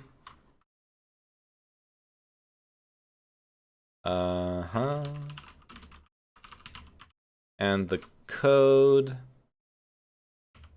I wonder if you could train an AI to listen to keystrokes and like guess like credit card numbers from the keystrokes.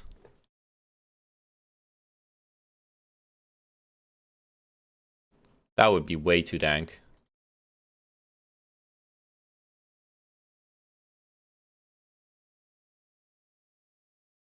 Fuck. I'm failing. I'm literally failing at paying with my card because of like JavaScript memes, or well, no script memes. All right, gotta type my credit card info again.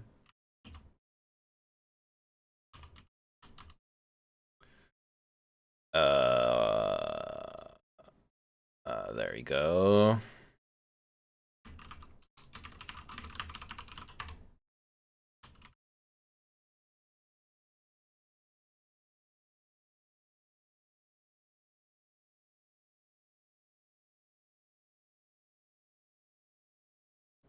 And okay, I gotta interrupt. Don't they have AIs that can read your digital input just by detecting the EM waves in the air?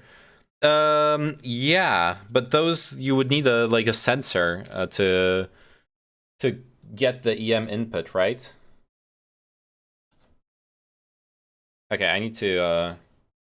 Sorry, it's gonna interrupt for a second. Boom. I know as far as spine memes go, there's also the really cool meme where you can actually there's an exploit in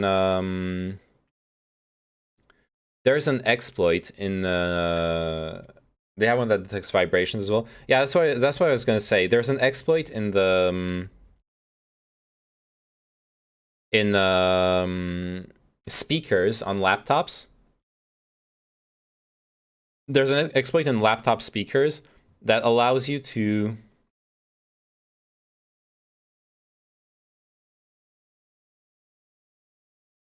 okay, there we go.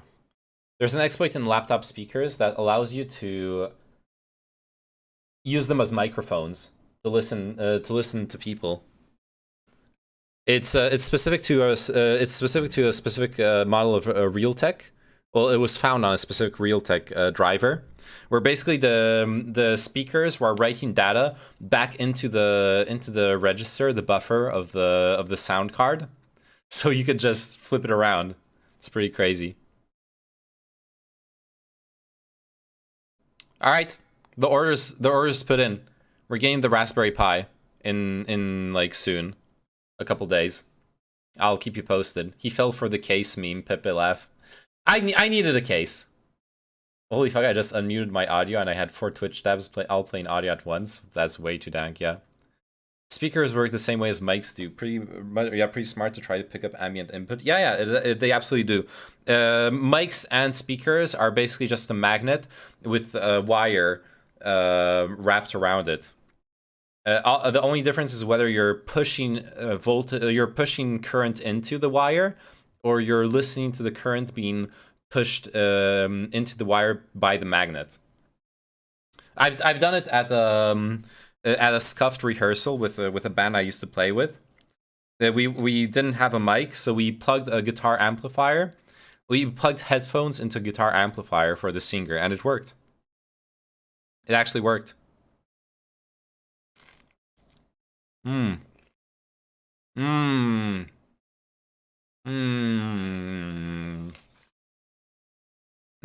Look at this. Yep. She sang in the headphones through the entire... I actually have the headphones she sang in. I kept them. Because they're really fucking cool. Let me show them to you.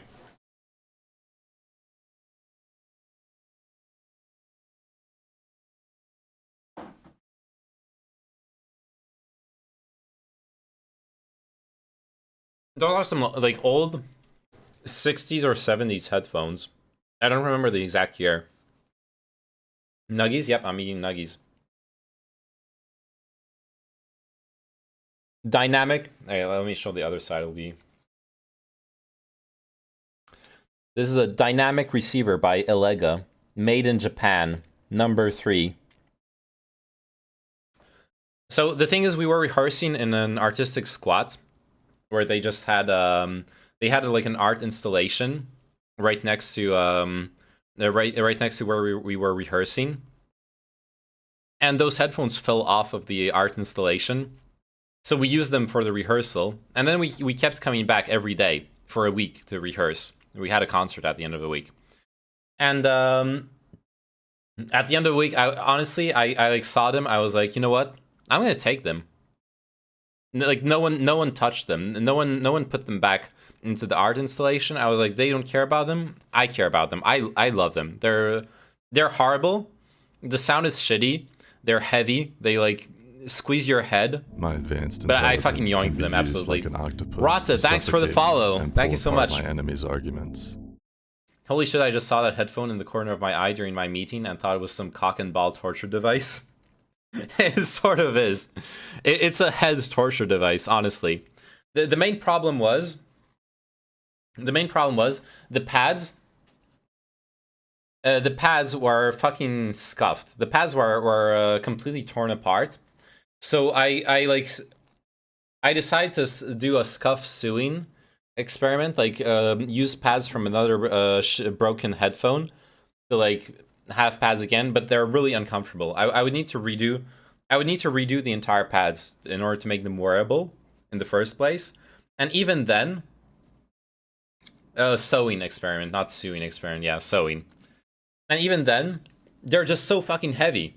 They didn't have the neodymium magnets that you have in modern headphones. Like those headphones I'm using now, they have high quality magnets and batteries and an like a noise canceling circuit there, and they're way lighter than those. Those are literally just fucking magnets in cans, and they're so fucking heavy. We've gone far since this. Like I love vintage stuff. This is really cool, and I need to like restore them to their former glory with the pads. So they're actually wearable. I would like that. I actually have a sound card that has like the full size jack, so I could jack them in and use them. But I don't. But like I wouldn't wear them for more than an hour. They like actually hurt your head. They're so heavy. Accurate depiction of your headphones in use. You know what? I was actually thinking about this movie. I was actually talking about this movie Princess Bride with my girlfriend the other day. The bridge doesn't look particularly comfortable. It's not comfortable at all. 50-second meme on Nuggies. I love Princess Bride. It's so cool. What's the good meat? That or that? That. And what kind of meat is that? The horrible. Okay, so because this has got loads of connective tissue and things that really aren't meat, to be honest, you've got to put loads of stuff in it. Stabilise it with stabiliser, you know, flavouring in there to make it taste of something nice instead of something horrible. Once they've done that, they mix it all up and make this big load of gunk. And then guess what we can do? What? We can get a cutter and cut out our very own patty. Just like that. Put some breadcrumbs on it. And there you go, ladies and gentlemen, our very own patty. And all we do is whack them in a pan. Lovely. Now, who would still eat this?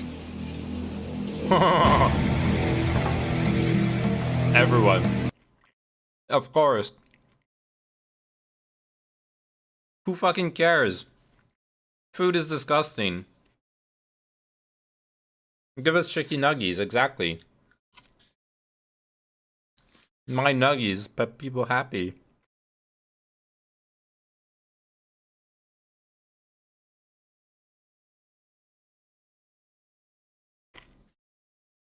What am I eating?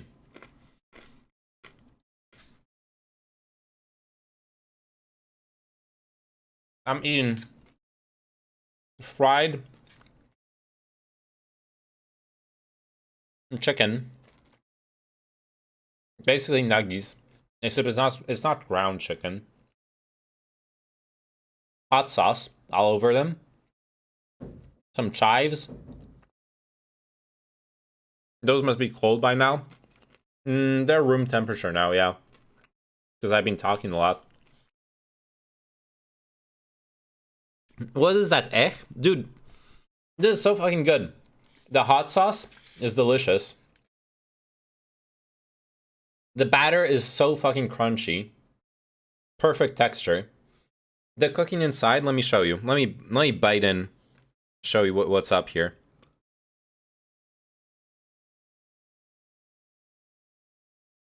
That's not a good example. BRB booking a ticket to Paris. Yeah.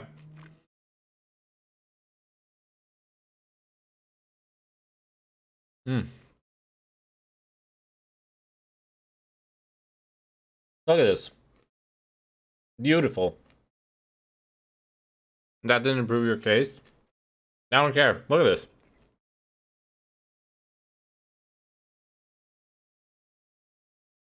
Mama Birdus? No. I did it earlier. You missed it. Too late. No Mama Bird for you. Mukbang stream, yeah.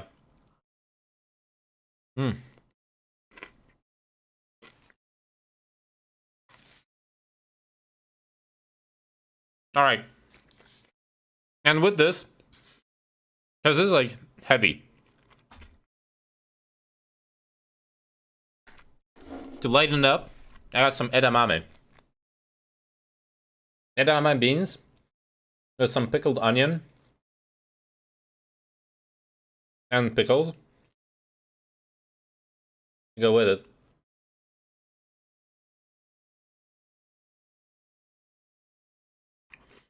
Now I just need phallic-shaped food and to show nips.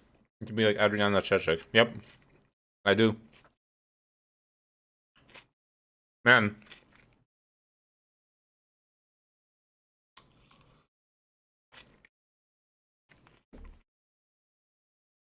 I'm sorry, but I did not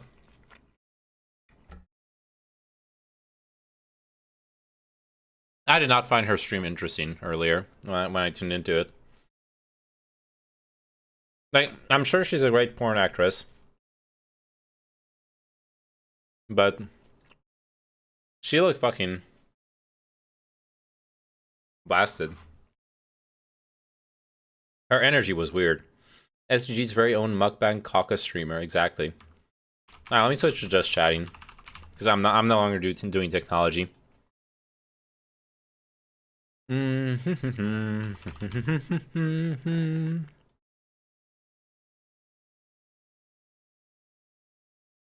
Hey, by the way,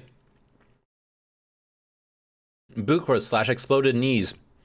has put out 2 new YouTube videos since last time I streamed. Exclamation point, comeback.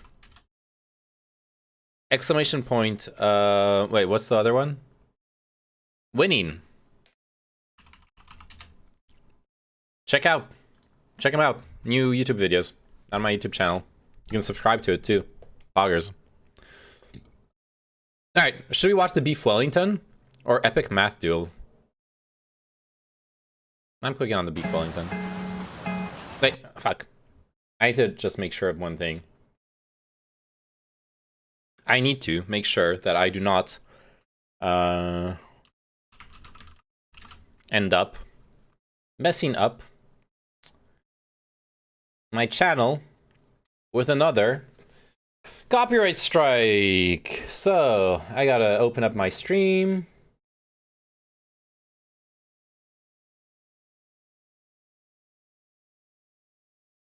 And there we go.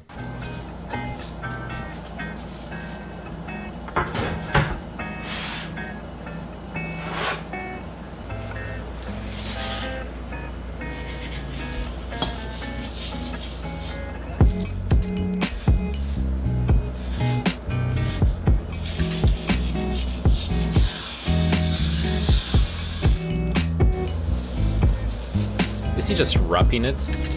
Or rubbing it in, I had like wrapping and rubbing that mixed up in my brain. He's just rubbing it in salt. Okay.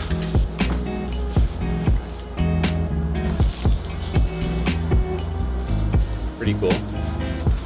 Give beef. I'll give you my big fat beef. This makes the beef feel real happy. We want happy beef. Good little beef. You got a comment on your YouTube. Yeah. Got a new subscriber too.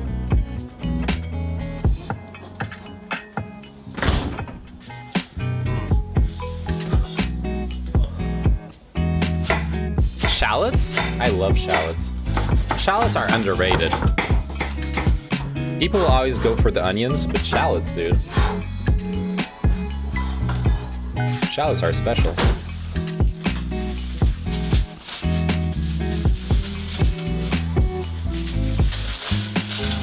What's he gonna do? I'm a bit confused.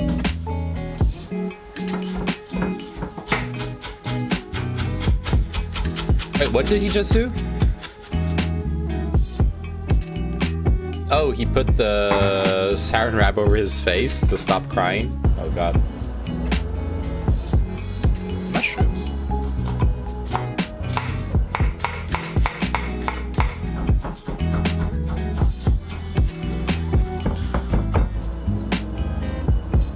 Yeah, he just buffalo built himself in saran wrap, yeah.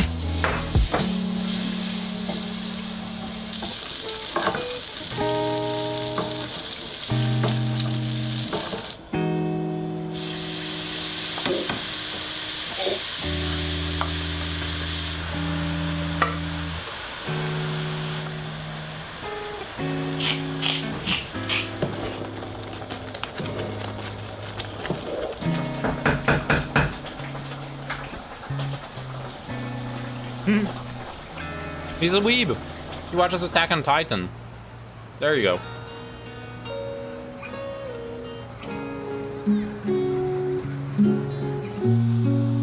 Imagine cooking with gas. Dude, gas is dank. What do you mean? What's wrong with cooking with gas?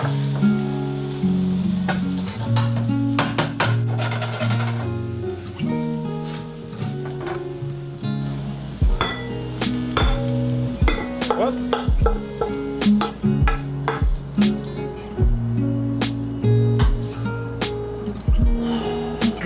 Induction's better? Did I ever cook the recipes I showed on here? I actually did a few times, but I haven't in a long time. I really should.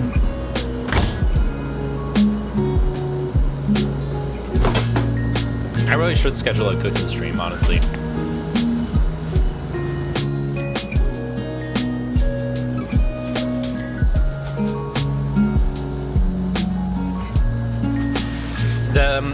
The one thing I need to do, I want to make the Japanese beef you showed once. Oh,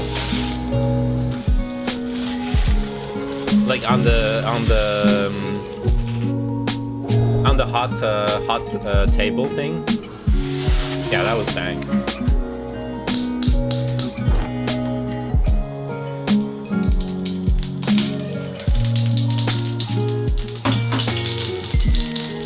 What I'm planning to do for my next cooking stream is to make more kimchi.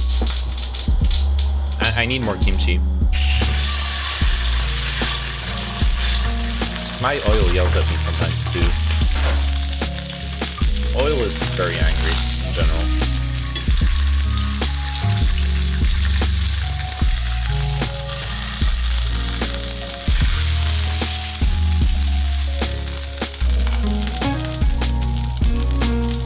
So you sear the beef all around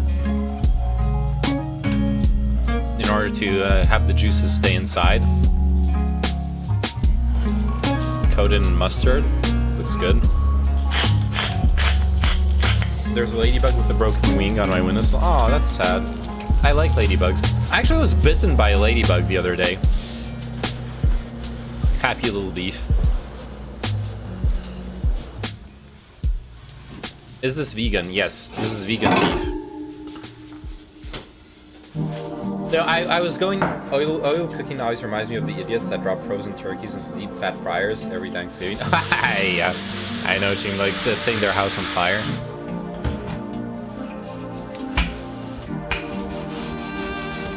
Did it hurt? A little bit, not a lot, but basically, so basically, I was going to go see this this friend, and on the floor level. I'm so sorry, my stream. No, stream just disconnected. I think internet died. I think internet died for like half a second. Live on Chatterbait. All right, we're back. We're back, right? Everyone's back. Everyone's watching. All right, so the story. Let me get back to the story and the video. Everyone's watching. Everyone got their player refreshed. You got sound. Let me check if you got sound. Watching. Everyone got their. Yeah, you got sound. Good. Okay. Back to the story.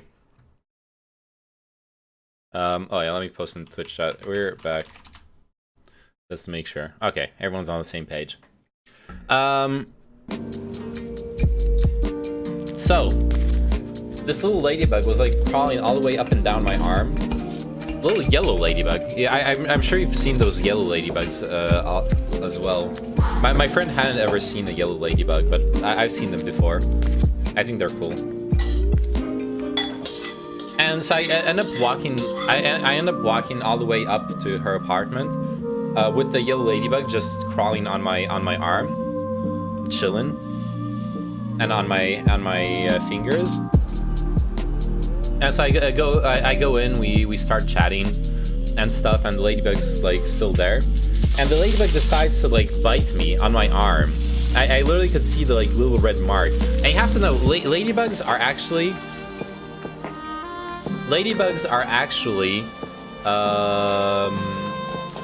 carnivores. They eat meat. They eat other insects usually. They're hunters. They hunt other insects and eat them. As cute as they look, they're actually they're predators. They're apex predators on their scale. So this ladybug decided to randomly start nomming on me. And it actually, like, I actually felt it. It hurt a little bit. Fake news funded by Big Grasshopper. Yeah. Okay, grasshoppers are like bigger apex predators, sure. Big Hopper. Big Hoppin' R. Where's Hoppin' R in chat? Well, are you an aphid? I'm not an aphid, no. Fake news.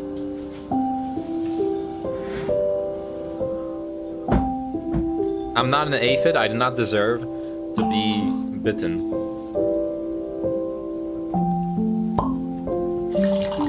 Man, this video is so good. It's like actually comfy.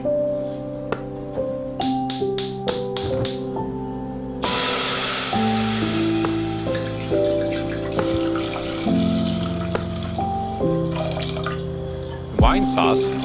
Okay.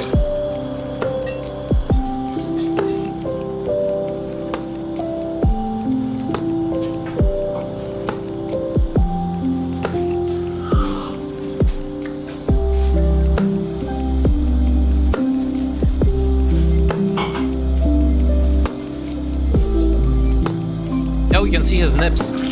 He's like Adriana Chechik. He's got rock hard nips. Did you guys see that?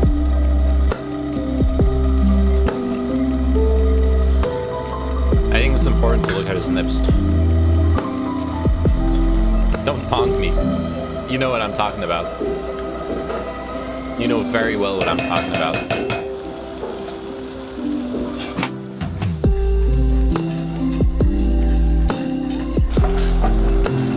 Mise en place goals.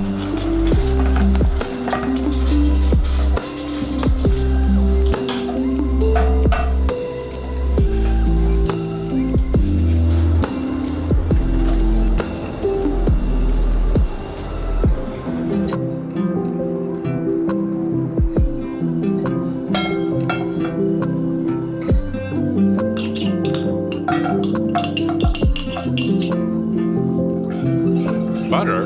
Okay. That's a lot of butter. Not that I'm complaining. Butter is amazing. That's a lot of butter.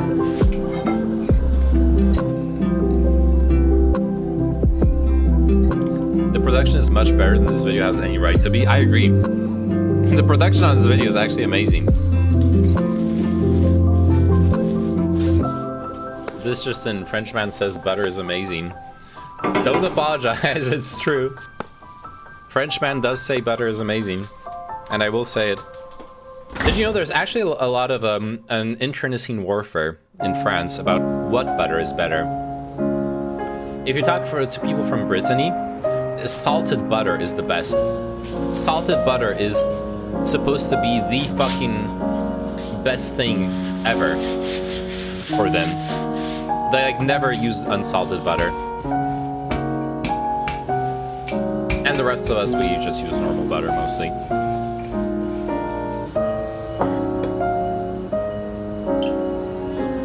I like salted butter, but only for specific things.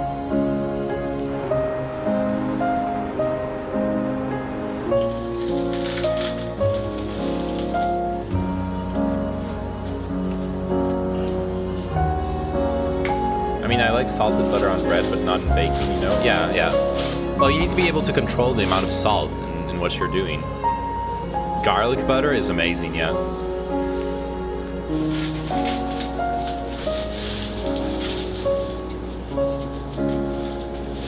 Baby Wellington is getting really big, yeah. And that's like 2 layers of dough. More layers of dough? Alright. Let's go. Wait, what is this? What is the goal of this? Oh, to have scoring marks. I think I understand. This will make it have scoring marks.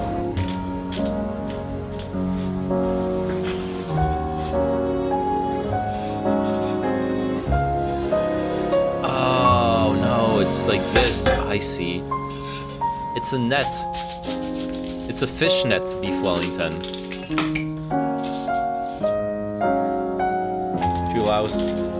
Look at this.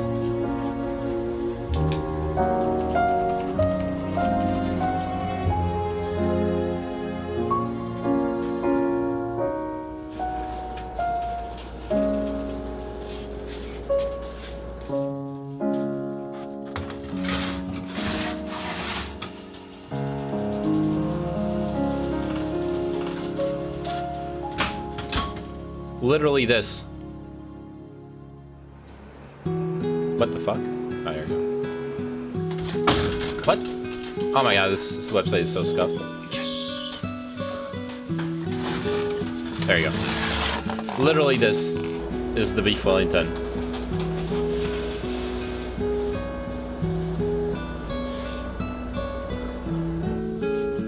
I don't eat meat anymore, but beef Wellington seems like one of the most overhyped things out there. Just eat a beef sandwich and save yourself the trouble. Nah, look. It's probably way overhyped because of fucking Gordon Ramsay. Coom Brain streamer. It probably is overhyped because of Gordon Ramsay. Like, Gordon Ramsay overhypes all of his bullshit. But, look at this. Like, just think about it. It's beef juicing together with shallots and mushrooms and like mustard, just juicing inside a puff pastry. How can that not be delicious? How can that not be an amazing culinary experience?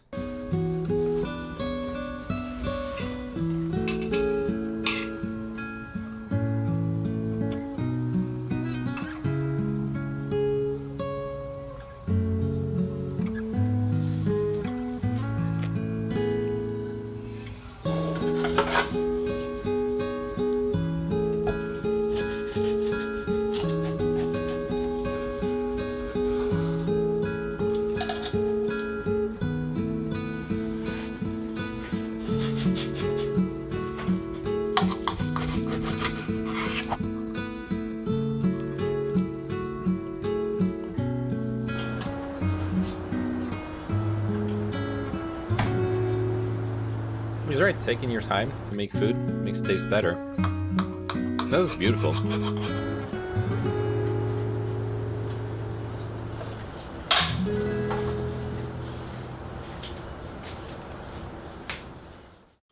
Alright, 100-hour lasagna. I'm gonna watch more of this guy's films.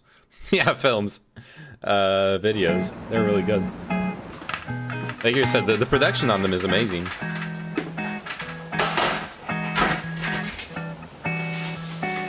What the fuck, that shit isn't even rare? That was like blue? No, it was rare.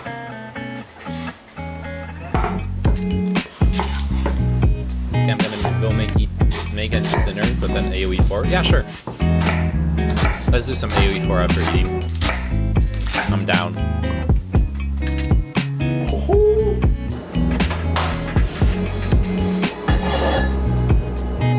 There's a guy that makes his recipes and ranks them with others. Let me see if I can find. Okay.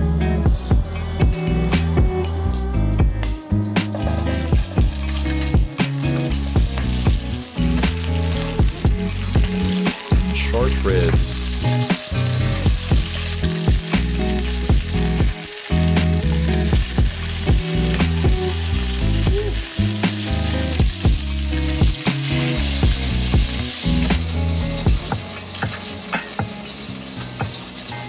Wait, how do you... Why? Short ribs and lasagna? That's weird.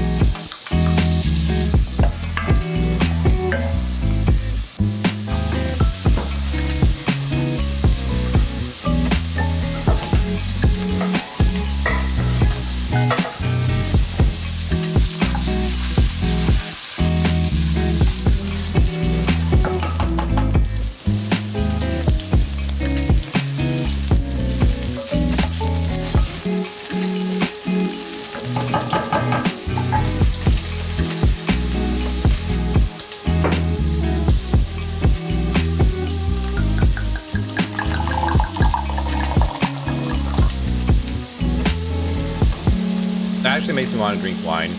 I'm watching this.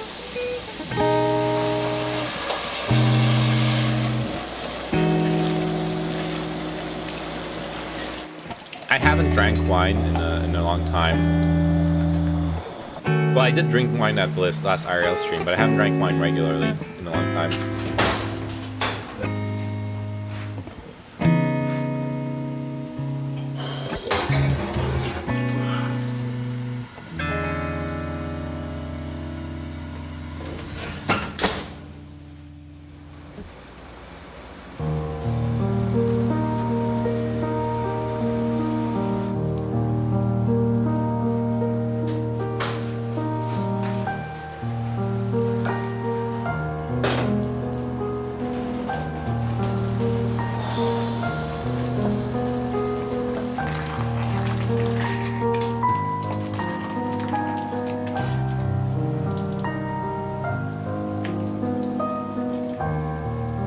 It does look amazing. Jesus.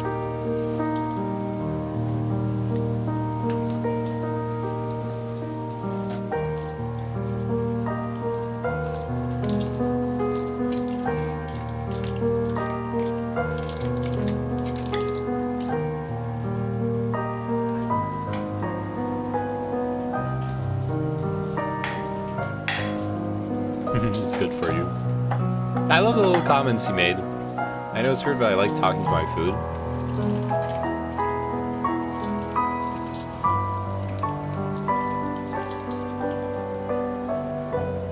This lad, this is his 2-day cookie. Okay. I'll check that after. Is that Parmesan? Hells yeah.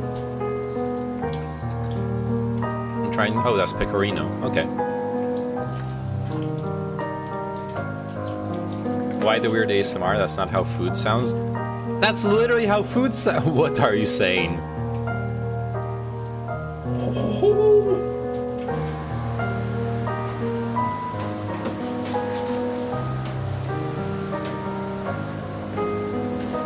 This literally is the sound of wet food.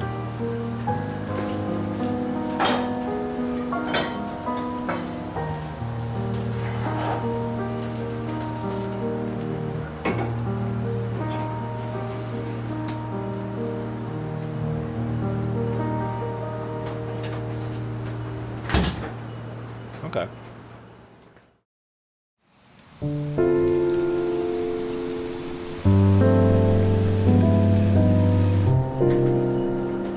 It seems enhanced. My audio is enhanced. My audio is augmented.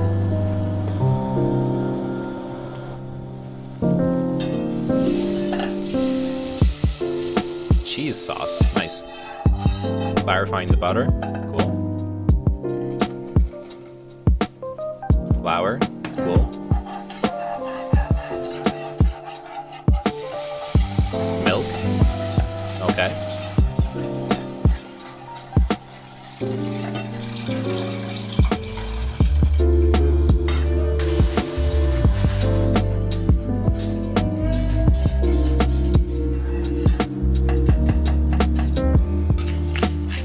Pepper and nutmeg.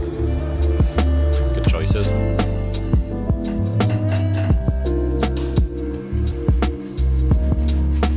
It's raining outside, so I'll make it rain inside as well. Make it rain. Shredded cheddar. No, this is pecorino cheese. He said earlier he bought too much pecorino cheese, so he's using a lot of it.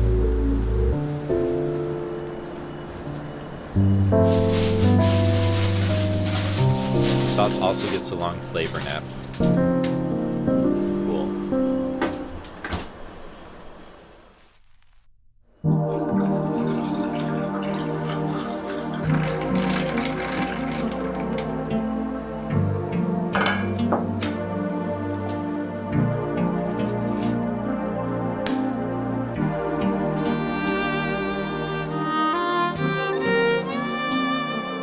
Smile.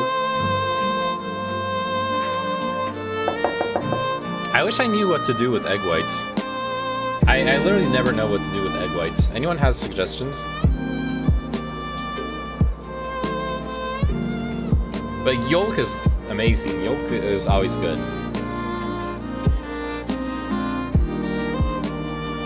Just white? I don't know.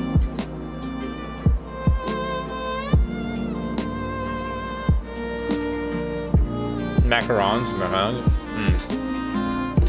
So I'm not like big into pastry. I guess that's a problem.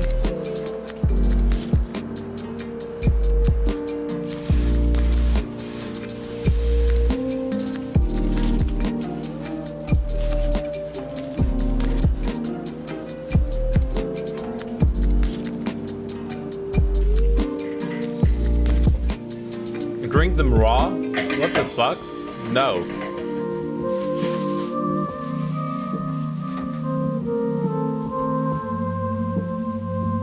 That sounds disgusting. Egg whites is more for pastry, yeah.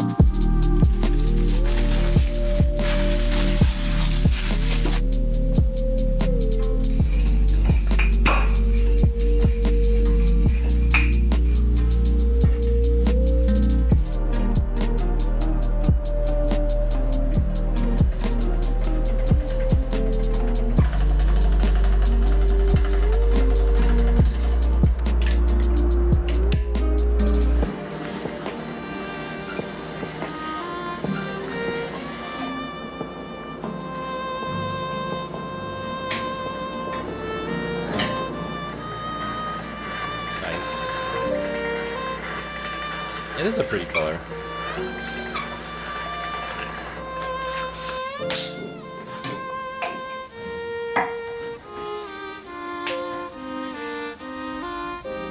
You could have made the egg face with the egg whites, by the way. You don't need to remove them. Oh yeah. But I'm sure the pasta though is way more delicious with the only egg yolk. I'm sure it's way more delicious that way. Egg yolk is so fucking good. I've got a pasta press, nice.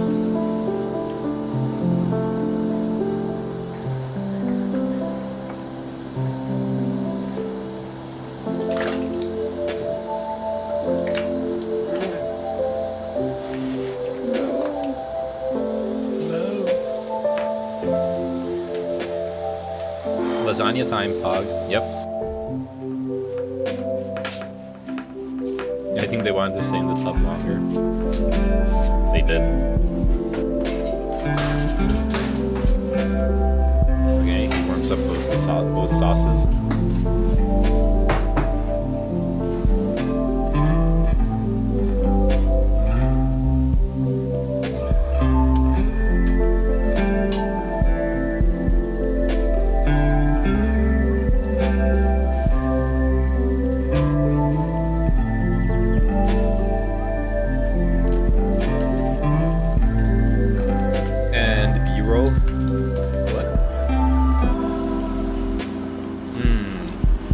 I know you're liking this, Kino. Adding the coom, adding all this coom on every layer.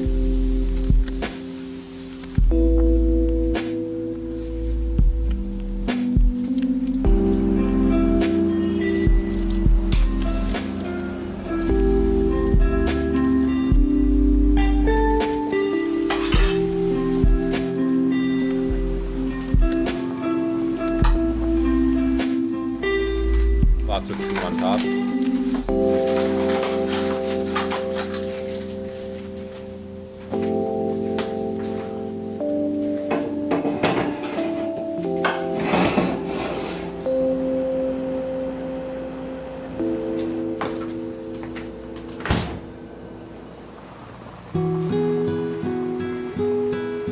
Comfy little, like, guitar music also.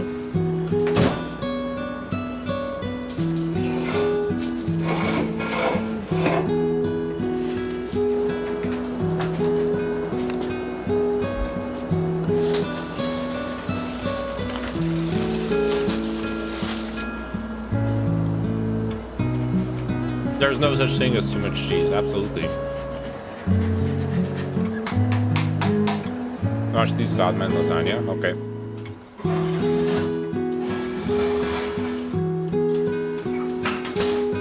I haven't eaten lasagna in such a long time.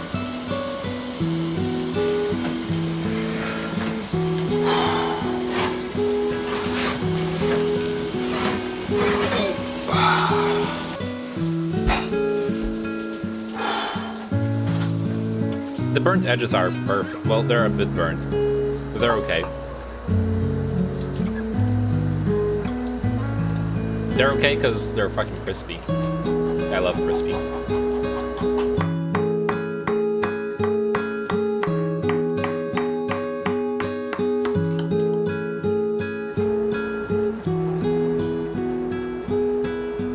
The Sigma kitchen. Oh no!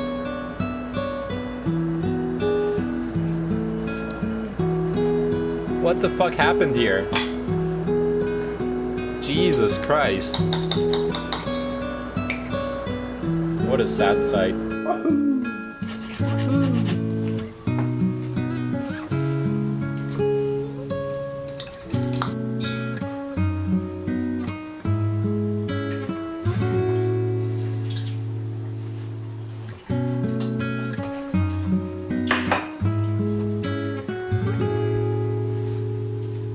Nice. Nice lasagna.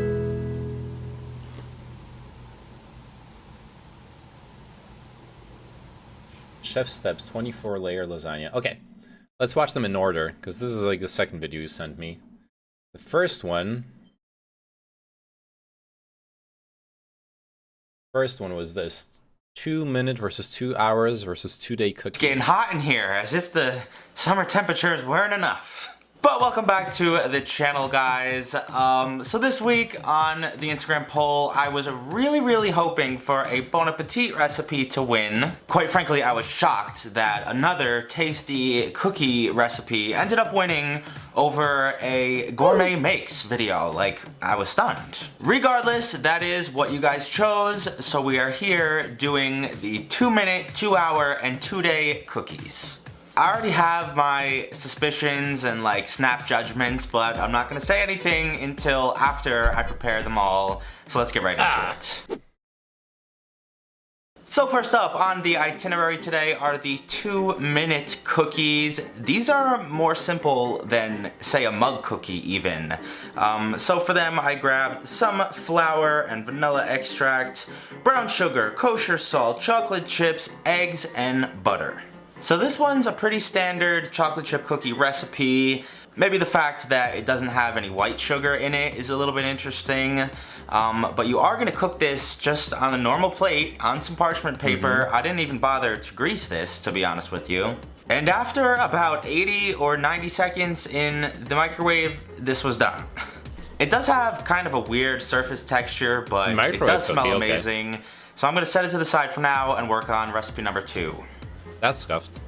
Now, as far as the 2 hour cookies go, this is pretty much as standard of a chocolate chip cookie recipe as you can possibly get. You're gonna need to grab some sugar and brown sugar, baking soda and flour, chocolate chips, vanilla extract, a chocolate baking bar, butter, eggs, and salt. Does anybody out there know how many cookie related recipes I've done? I'm sure all you crazies out there who've been counting every single onion and garlic clove I've cut would be able to find that information. I'm just kidding. I love and cherish you all, even if you may have too much time on your hands. Now, the one part of this recipe that is a little bit interesting is that it uses half milk chocolate and then half darker chocolate bars. Is this guy American? Up, I need to know. Is this guy ounces American? David Seymour. He is American, New York. Okay, there's a big problem with American chocolate, and we need to talk about it. Why does American chocolate taste of vomit?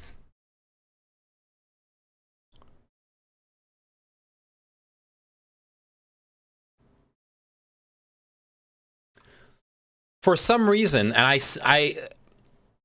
he needs to be because the microwave, omega lol, true. The USA, because it's made from pasteurized milk, nope, got nothing to do with pasteurizing milk. The reason why American chocolate tastes bad to us is because they put butyric acid into it.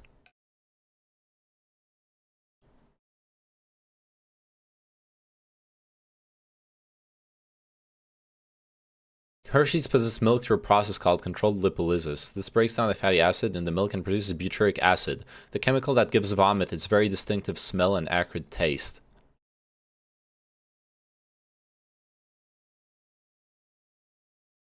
It's said that other US chocolate manufacturers simply add the acid to their products to recreate Hershey's distinctive taste. Butyric acid. It's like everything I've read about it points to butyric acid. And I mean, butyric acid is delicious in Parmesan cheese. Hells yeah. Parmesan cheese is amazing, but not in chocolate. Why would I want the aroma of Parmesan cheese in fucking chocolate? This is basically unique to Hershey's. From what I've read, yeah, but, well, yes and no. Like, it's specific to Hershey's, but then other chocolate manufacturers copy that process, or the taste. So it's to the point where it's like all American chocolate follows that taste. So I want you to remember while watching this video that the chocolate chips he's putting in his cookies taste like vomit. Enjoy. And we are also going to chill this for at least an hour or two. Apparently this developed some flavors, so that's what I did. Well, probably. I then formed Maybe them not. They into might not. about 2-inch balls. And approximately 18 minutes later, after I baked them, I realized that was a mistake. Not I'm not all sure American why chocolate these Pepe spread Mods. out so Well, insanely. I chilled them. They're pretty firm going in. They're not this is overcooked. slander? So Okay. I guess as long as the flavor's there, we can roll with it. So on to recipe number 3. Now for the main event. I just bought These a Whopper, are ask me 2-day anything. cookies. When Is they the say does 2 the day, it's chocolate really in your only about Whopper an hour taste or of 2 vomit? of constructing the actual dough and then leaving them in the fridge overnight. That's really where the duration comes from. Espresso I'm also not powder. going to bother showing you the ingredients for this one. They're literally the same as the last cookie, except with some espresso powder. We I do like have that. some additional prep work to do first, starting with the brown sugar and butter toffee. I hate cooking sugar of any sort. I'm awful at it. I tried to make mine exactly like Alvin, stir often, keep it over low to medium heat, and this was just a greasy mess. The butter and sugar separated really badly. The mixture kind of just plopped out of the pan. I was gonna throw this in the freezer to see how it came out. I think I'm just gonna toss it and start over because when I read the instructions, it says that you can add a little bit of water to prevent that separation from happening. Ooh. About halfway through the cooking process, I did just that. I stirred the water in rigorously. I kept a close eye on the temperature. And once it hit 290, I spread it out on my pan. The weirdest thing Americans do when it comes to food is put all the chicken in the bath of chloride before they we sell it. also have to Really? just quickly make some brown butter, which we have done a few times on the channel. It's pretty much just bringing butter to a be simmer, fair, browning. To be fair, with the like weird industrial processes that that Americans do, to be honest, most of those are done in Europe as well. Like if they're not illegal, or if they're not just like outright weird, like the butyric acid thing, we do them in Europe as well. I looked up a lot of them, thinking that Europe was safe, air quotes, from the weird like American processes. Some of them, yes. Most of them, no. Those milk Really solids, depends. cooking off some of the water content in butter, and it gets this delicious, nutty, amazing, undescribable smell, honestly.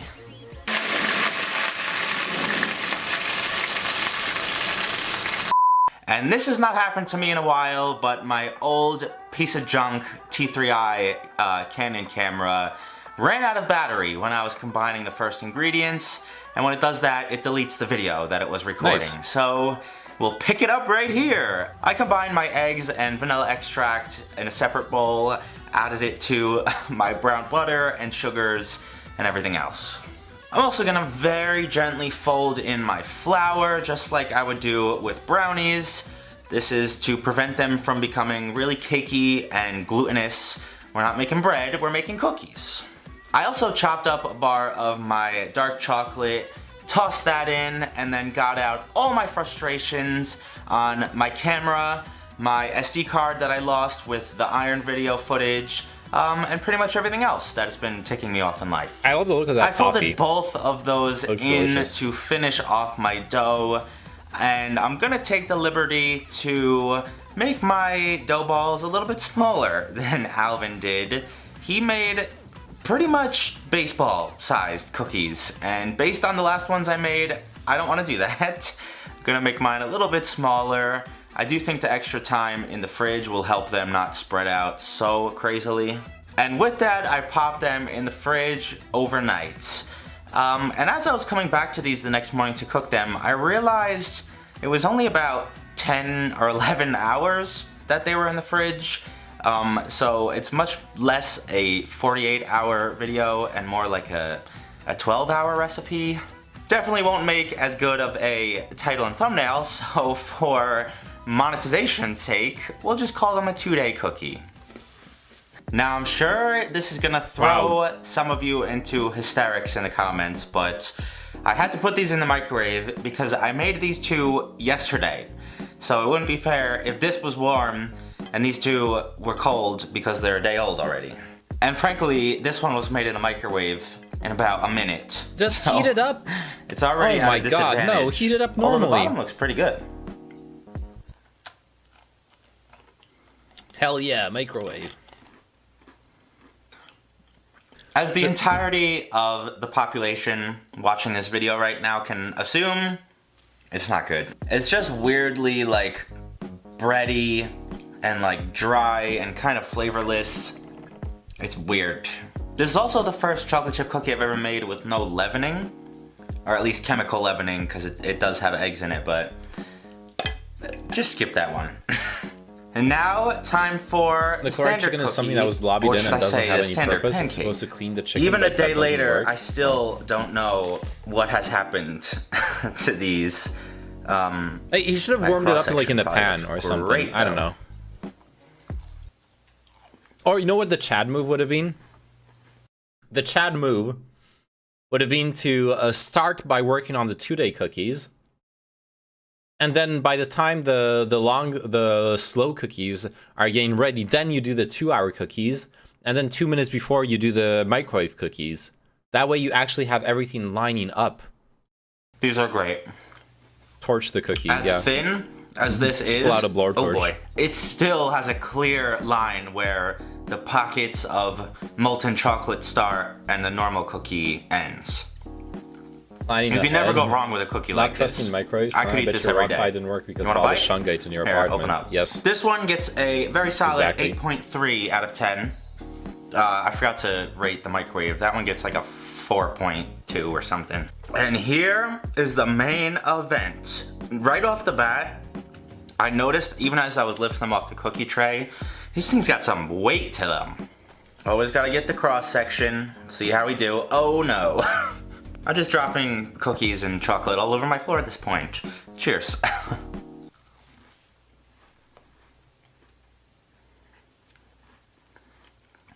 Suge Knight, yep. Whoa. The first few seconds of that were like my brain couldn't process what I was eating. I expected one thing, and then it got another. I think that's a product of the brown butter. It's like such a distinct, different flavor. With that being said, I think I can do without the toffee. Although I'm 99% sure I cooked it wrong, it still would make it super dense, a lot heavier, and just like a mouthful of Isn't sugar. he in prison? Even I with don't the know. super dark, I have no bitter fucking clue. chocolate to offset the sweetness a bit, it's just a little bit of an overkill. This would probably be my favorite chocolate chip cookie of all time if it didn't have the toffee in it. Again, I'm sure I didn't make it completely correct. I just don't think even if I did, it would change the way I'm feeling. As far as it being worth waiting for them to refrigerate overnight, I don't really know. I guess I probably should have cooked some as soon as I made the dough and then the day later if I was like, you know. I know what was his mistake. It's a very simple mistake. Obvious American mistake. Don't do the toffee with butter. Do the toffee with salted butter. We were talking about it earlier. Salted butter, my friends.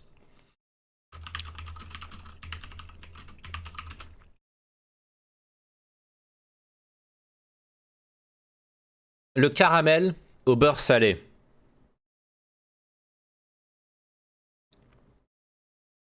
Caramel cream with salted butter is something absolutely amazing that you all should taste in your life if you haven't before. It's very simple and it's absolutely delicious. Oui, this is the typical American mistake. Absolutely. Oh, also, you should look into this if you're doing freelance dev work. Oh. Let's look into this. Apollos.co. Benefits payroll and shared services for the independent worker. A member-owned digital employment cooperative. Oh, interesting. Why are you looking at it? Because you were looking at cooperatives? That's an interesting concept. Opolis is a... Wait, let me fix the... Opolis is a next-generation employment cooperative offering high-quality, affordable employment benefits and shared services to independent contractors, freelancers, digital nomads, solopreneurs, and sole practitioners.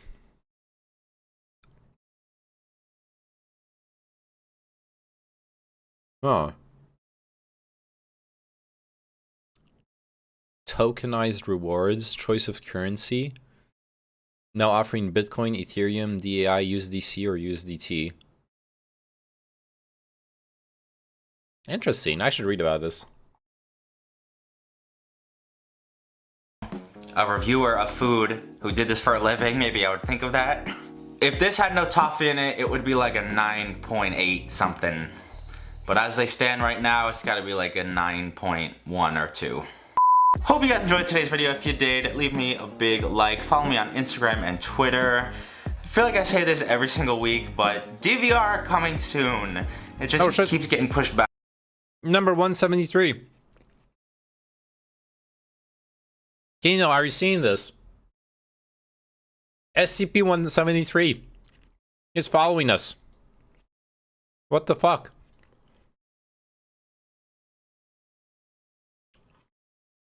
I know it doesn't look like a normal lasagna, but then you taste it, and it doesn't taste like a normal lasagna. It tastes like heaven.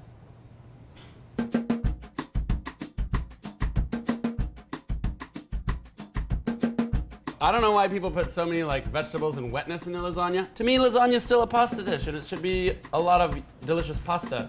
So when I make lasagna, I play for keeps. I'm gonna do a veg one today. I just wanna like focus on two kind of theme principles. I'm gonna go fine sheets, but lots of layers. And drier than you think. Pasta, bechamel, cheese, tons of spinach and basil. We'll do a little tomato too, and then repeat. Super yummy. And there's gonna be a bonus tip and trick in the end, because you've been eating lasagna wrong and you didn't know that. So I'm gonna start with the dough. We've got pasta recipes on Chef Steps, so do you really want to see me make dough again right here? Sean is saying yes. Okay, I will put this dough aside for now. Should we do the mixer or the old school? We barely do anything old school at Chef Steps, so let's do old school real quick. I'm gonna hold back, whoop, 1 egg. There's a good reason to do the old school kind of countertop method, and you get like really smooth dough this way. Right now it's whole eggs, and I know there's probably a lot of pasta chefs who are like, you gotta do all egg yolks and then water and da-da-da-da-da. But when I'm at home, I don't necessarily always like to have like a bunch of egg whites wasted or sitting around. This is where it all starts. Same. Flour and egg. Once it's like a pretty homogeneous ball, I'll just start rolling it. And you roll it and fold it and roll it and fold it. And that's developing all the gluten too. It looks really dry, huh? But it starts to come together. There's all these like big lumps in here that are just really, really wet still. If I didn't have a roller, I wouldn't be doing this. I'd make sure I get it nice and smooth in a ball first. So this will just break apart a couple times. That's okay. It just starts to knead and squeeze that moisture in there and starts to get a little more even. It's a good workout. I guess you gotta choose your battles though. Like if you had rested dough, 4 or 5 passes and it's done. But again, this is starting from a fresh dough. We're developing gluten and we're kneading at the same time. There's definitely some, visual cues that I think are helpful. Like the actual texture on the dough, making sure it's not like rough. If the gluten's rested, it should be pretty smooth. Like the rougher the dough looks, probably just needs more time. I mentioned this when I'm making like pie dough or something like that. Make a little more than you need. Like even when you're doing a quiche or something, because having that little bit extra dough is just so nice to have that little extra forgiveness around the edges and that sort of thing, This is home stretch for pasta sheets. So once I slice into it. Home stretch? Oh man, these fine pasta layers. Oh my God, they'd be so good. This is gonna be our full-size lasagna sheets. Wow. The dough gods have been forgiving. Gluten, It's but almost the like hands. phyllo. I love gluten. It's like just see-through enough. I've got a good shadow because I got the light on this side, but I don't know if you guys can see that. Can you see that okay? Not the sexiest pasta sheets I ever made. But for this, they're gonna be perfect. I want to try to get 12-ish. Okay, got 12 sheets. And they don't have to be the perfect size, because you can actually, if they're a little short too, you can go like a little bit with this one, a little bit that way with this one, and they're gonna get bigger. These will get bigger. Right now, they're just like, Wheat gluten all is a that gift from gluten God, ten TBH. stuff. Yeah. But they'll relax after Unless you're boiling, and they're gluten gonna intolerant. slack out and get a little bit longer. If you're gluten intolerant, like, then that sucks. I love it. We've got greens too. What I usually do at home is, yeah, I mean, I'll just dunk it in my little sink with a little ice, and then I just go back to any tray or bowl with a little oil or something. Did you put any salt in here? No. Let's do it. So let's see here. 1. See if we can boil like 3 at a time. 2.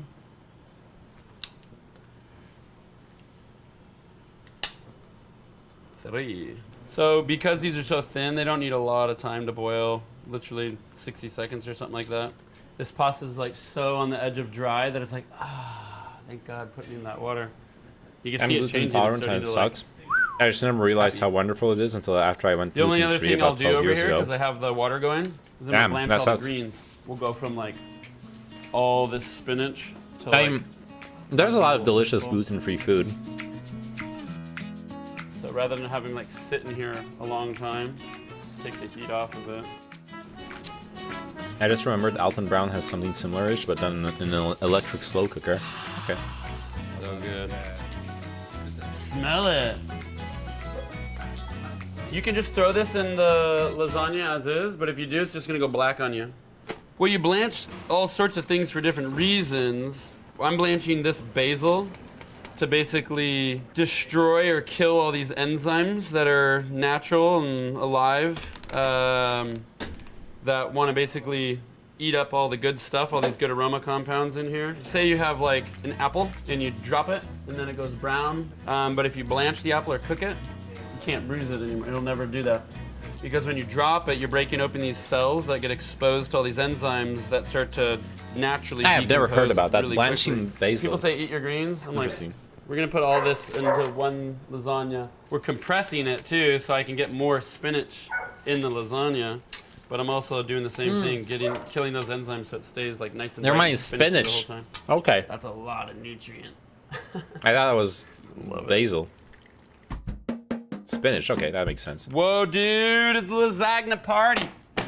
Bechamel. It's one of like the classic French mother sauces that I like actually agree with. It's so useful. Every time you've had like a good mac and cheese, bechamel. Butter, flour. This is classic. But that fat kind of, it's a shortener. Remember we've talked about shorteners before? It's a shortener, so it shortens the gluten. So every little flour granule is now coated in fat, and that's gonna help it disperse in the milk. You only need to go this far though. I don't know, can you see that? So classic bechamel is all milk, sometimes white pepper, nutmeg, salt. I don't care about that so much. But what I do too is I cut the milk with cream, and it makes a really good bechamel. It's like fat says bechamel, I love it. So all you do is you basically bring this to a boil, and that flour is going to hydrate. The starch in the flour is going to hydrate. It gets nice and thick, and you have this velvety, smooth, unctuous sauce. Unctuous. And that's going to go in some of the layers. Pasta cheese, pasta cheese, pasta cheese, bechamel, tomato. I'm curious to Okay, hear so how I've got it the will turn spinach out. and 'cause- basil. Chop, chop, chop, chop, chop, rough chop. Oh, it's spinach and That's all you basil. need to Never do. mind. Still smells like nice and vibrant, you know? Did you guys rock one can yesterday with that lasagna? 1 can of tomato? Yeah, we had leftovers though, and we had cooked it down by almost half. Oh, you cooked it down by half? This whole lasagna, you know, is like, it's like finesse. So silky layer, silky layer, silky layer. And if I've got a whole tomato in there, not very silky. This is like tomato fresca. I'm not gonna cook it down. Throw the garlic in, fennel seed, this is salt, chilies. Let's just go. He added olive oil in there too, right? Garlic's chopped.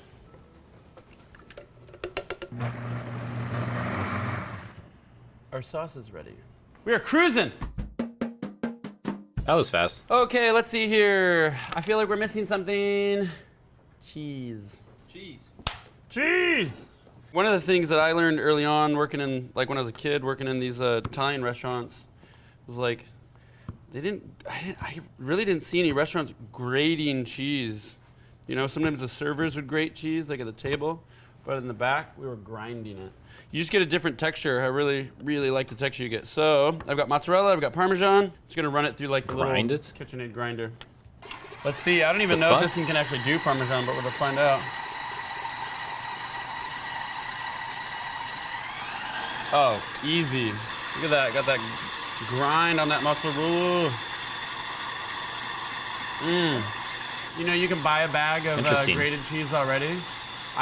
For this sort of thing, where I want it to be like creamy and like stretchy, I don't do it because they coat it in all these different starches and anti-caking agents, which is like fine, but those things brown weird and they get hard and gummy in a weird way. What? Looks like Cheetos. Doesn't it look like Cheetos? Those are Cheetos, Time yeah. to actually make lasagna. Okay, you ready to rock? Now we're gonna make lasagna. So I got my pan. I like to hit it with a little oil. We'll do a little bit of pasta sauce here, a little tomato sauce. I don't go crazy on any of these layers. You know, we got 12 of them. You're just like a little bit of flavor. Look, it's not even like enough to really go everywhere. But this first sheet's gonna go down. Oof. So one tip here, take one of your nice big sheets so you get total coverage on the bottom. The other ones you can kind of skimp a little bit more. Again, I'll just do tomato because we got tomato on the bottom. That's it, that's one layer. It's not a lot of stuff. It starts to add up.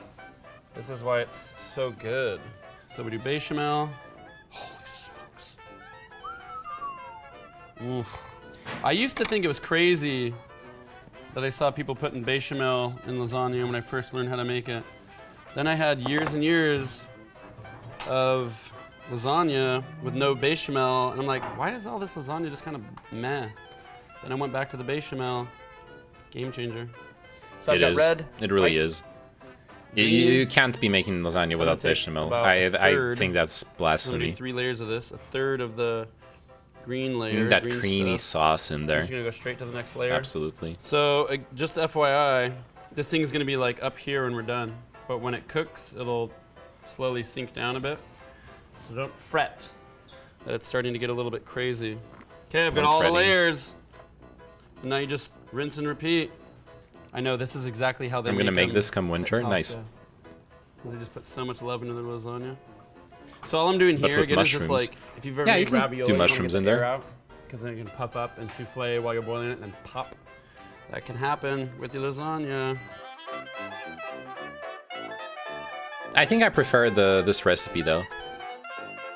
The idea of having it with You guys, you're gonna go nuts for this.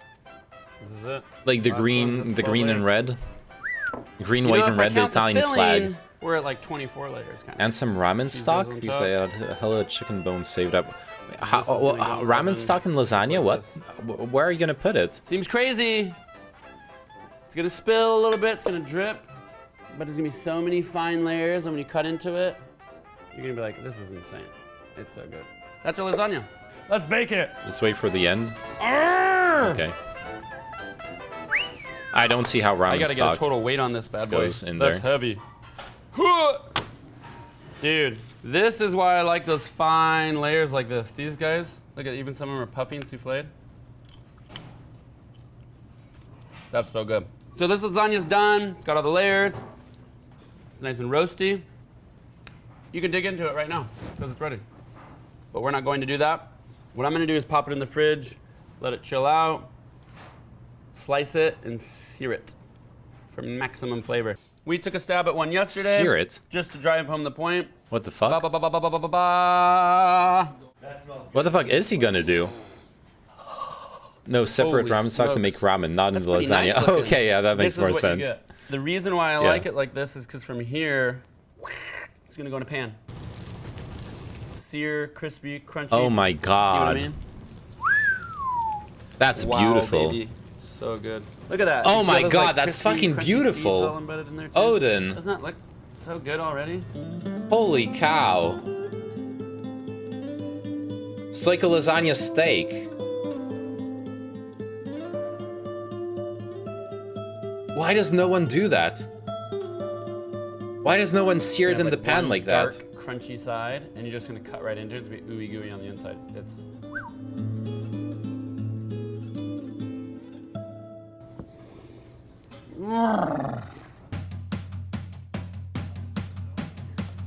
These guys are Whoa, fucking goats. gooey, Check out the rest of man. their channel It's when you gonna have drip time, but and most it's of their gonna shit is bubble and it's gonna be pay-gated. like Oh. Squirting out the edges. You can buy sauce in a jar. You can buy already made pasta. You can get ground cheese. You can get chopped blanched spinach in the freezer. It comes in those bricks. You think he'll eat spinach? I'm not making that up. Why do these buttons keep coming off? Now I'm trapped. You can't get that at Costco. Okay, now we've arrived to the point where you just can't get this at Costco.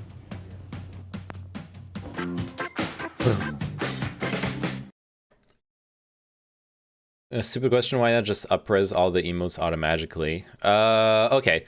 Yeah, so for those who haven't found, in the stream's chat, there's currently a discussion about up-resing the emotes.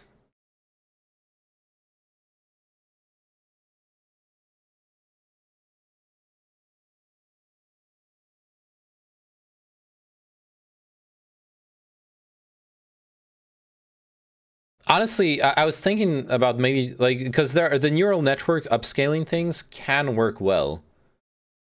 These guys are owned by Breville, US, and Sage, UK, EU, if you know of that appliance brand. I do not know of that appliance brand, absolutely not. Chef Steps, okay. Let's check out the channel.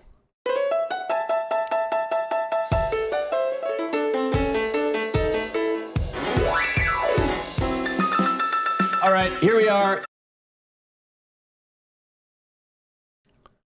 Best way to cook a steak, period.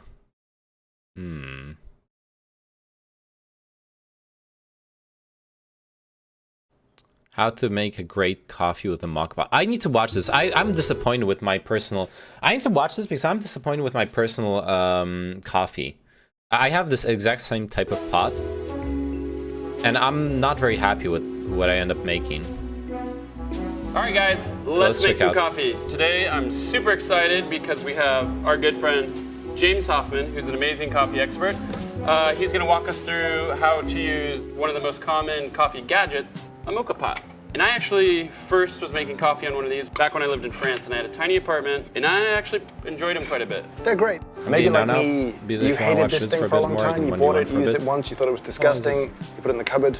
Dig it out, because actually it's probably underrated and does delicious things. They kind of make a coffee that's a kind of halfway house between espresso, which is super strong, and like drip coffee. Yeah. However, they have a bad reputation play after this video. It's pretty easy to make bitter coffee with them. We're going to do a couple of things today to show you how you can really produce something super delicious. Okay, first things first, as with all the brewing techniques, grind size is pretty important. And actually this is where most people make the first mistake and produce a lot of bitterness. Okay. We don't want it ground like we would for an espresso machine, which is super fine, like table salt. We want to go just a little bit coarser. So once you ground the coffee, just take this, fill it, but don't push it down. Just level it off. Yeah. What you will notice here though is this one is beautifully clean. There's a kind of lie floats around that having a buildup of old coffee in these things is good. That old, stale, rancid coffee is going to contribute a little bit of bitterness to the cup too, so you want to keep it nice and clean. The other bit to worry about is this little rubber gasket here. Right. One, you want it clean so it seals properly. Sure. Two, when you store it, you don't want to store it sort of done up tight, because that adds pressure and that'll age out the rubber. So just store it loose, not too tight. Right.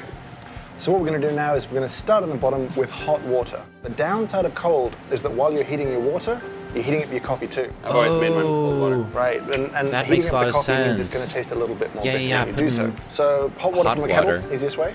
Just fill it up. That makes just so much right below sense. the safety valve. All right, so keep going. It's right under the little valve guy. There we go. I can pop this in? Yep. So when you put it together, just grab a towel because the bottom bit's going to be hot now. Sealed nice and tight. Done. And you actually want to go straight to the burner pretty quick. Yep. The water in the bottom is going to start to evaporate, but it's trapped, so it's going to build up a little bit of pressure. I can hear it going. It's going to apply pressure to the water, then push it through the funnel, through the coffee, and that's going to do the brewing for us. Once your coffee starts to flow, it'll look nice, look super delicious. Listen and wait, and as soon as you start to hear a gurgling sound, you want to cool it down. Take it off the stove, just run it under your cold tap in the sink. Gets rid of the steam, stops the brewing process dead. Oh. So we made your mocha pot, put it under super the sink delicious. right away. But when I used to make it, I would take a French press on the side, heat up some milk, froth it up, and pour myself a latte. Yeah, Looks like it doubled in volume, huh? Yeah. Tap out the big bubbles. Here we go, huh? Ooh. Check it out. Mocha pot lattes. I made that one. James Hoffman made that one. So there it is. Put good coffee in, you use it right, get a delicious drink. This is good to and know. then French press to I'll be making better coffee. A couple simple tricks, right? Put in hot water, cool it down, and other stuff.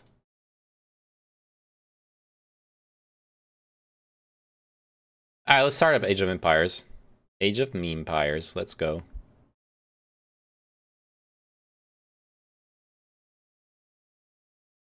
I can't wait for the Raspberry Pi memes to come over. That's gonna be dank. About fucking time. Whoa. Chill. What the fuck? Jesus Christ, Decoy. Are you okay? Are you mad?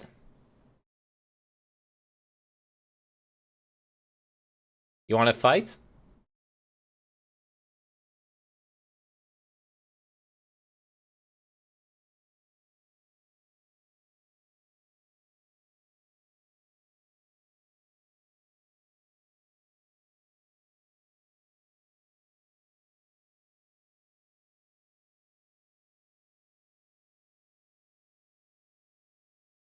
He just came from debugging his rock pie. Have some sympathy. Oh, true. I have sympathy. I'll put your shoelaces in your pocket, mate. What the fuck? Yo, you can't talk to me like that, okay? Putting my shoelaces in my pocket. What the fuck? This is not gonna end well for you, okay? Buddy. Bucko.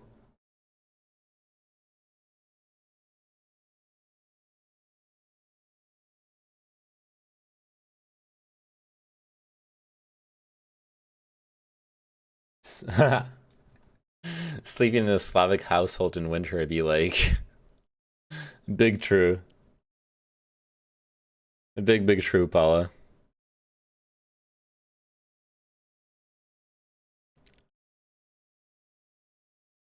Alright, let's start it up.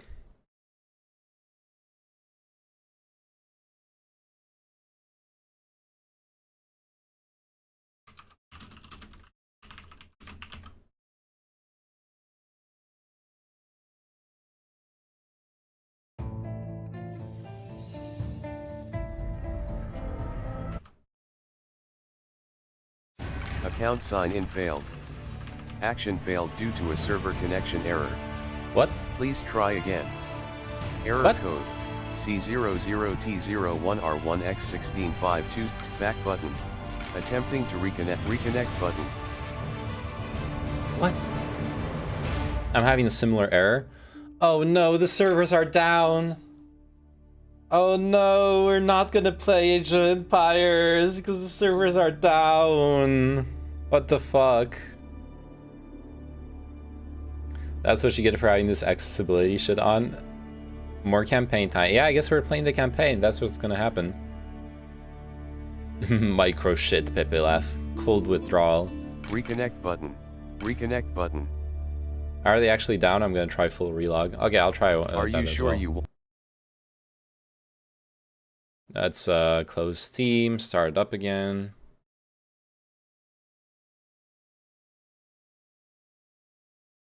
Waiting for Age of Empires 4 to shut down. Start Steam up again. The accessibility for the multiplayer was turned off, exactly. Multiplayer was not accessible. Not right there. Yeah, question mark, Steam. I'm so sad. Rip. Oh, there we go.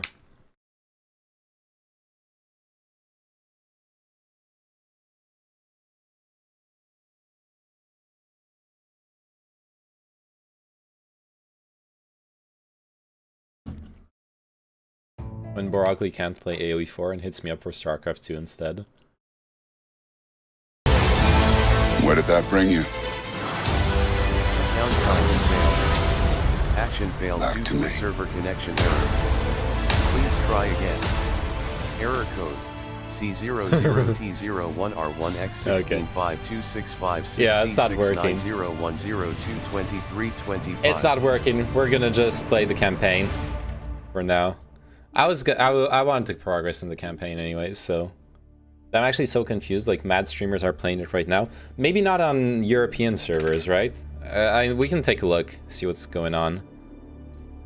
Let's see. Boop, poop, poop, poop, poop, poop, poop. Twitch.tv.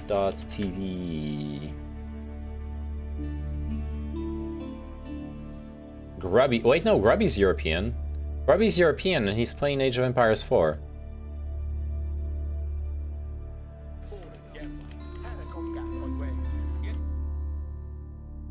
Okay. I guess some people are... No, he's playing the campaign. He's playing the campaign. He's playing the campaign as well. Grubby's playing that campaign. Day 9's American. Destiny's American as well. Yeah, I'm just gonna play the campaign, dude. But I'm NA. Well, I bet... Okay, well, let's see if the others are playing the campaign or multiplayer then as well. Day 9 TV.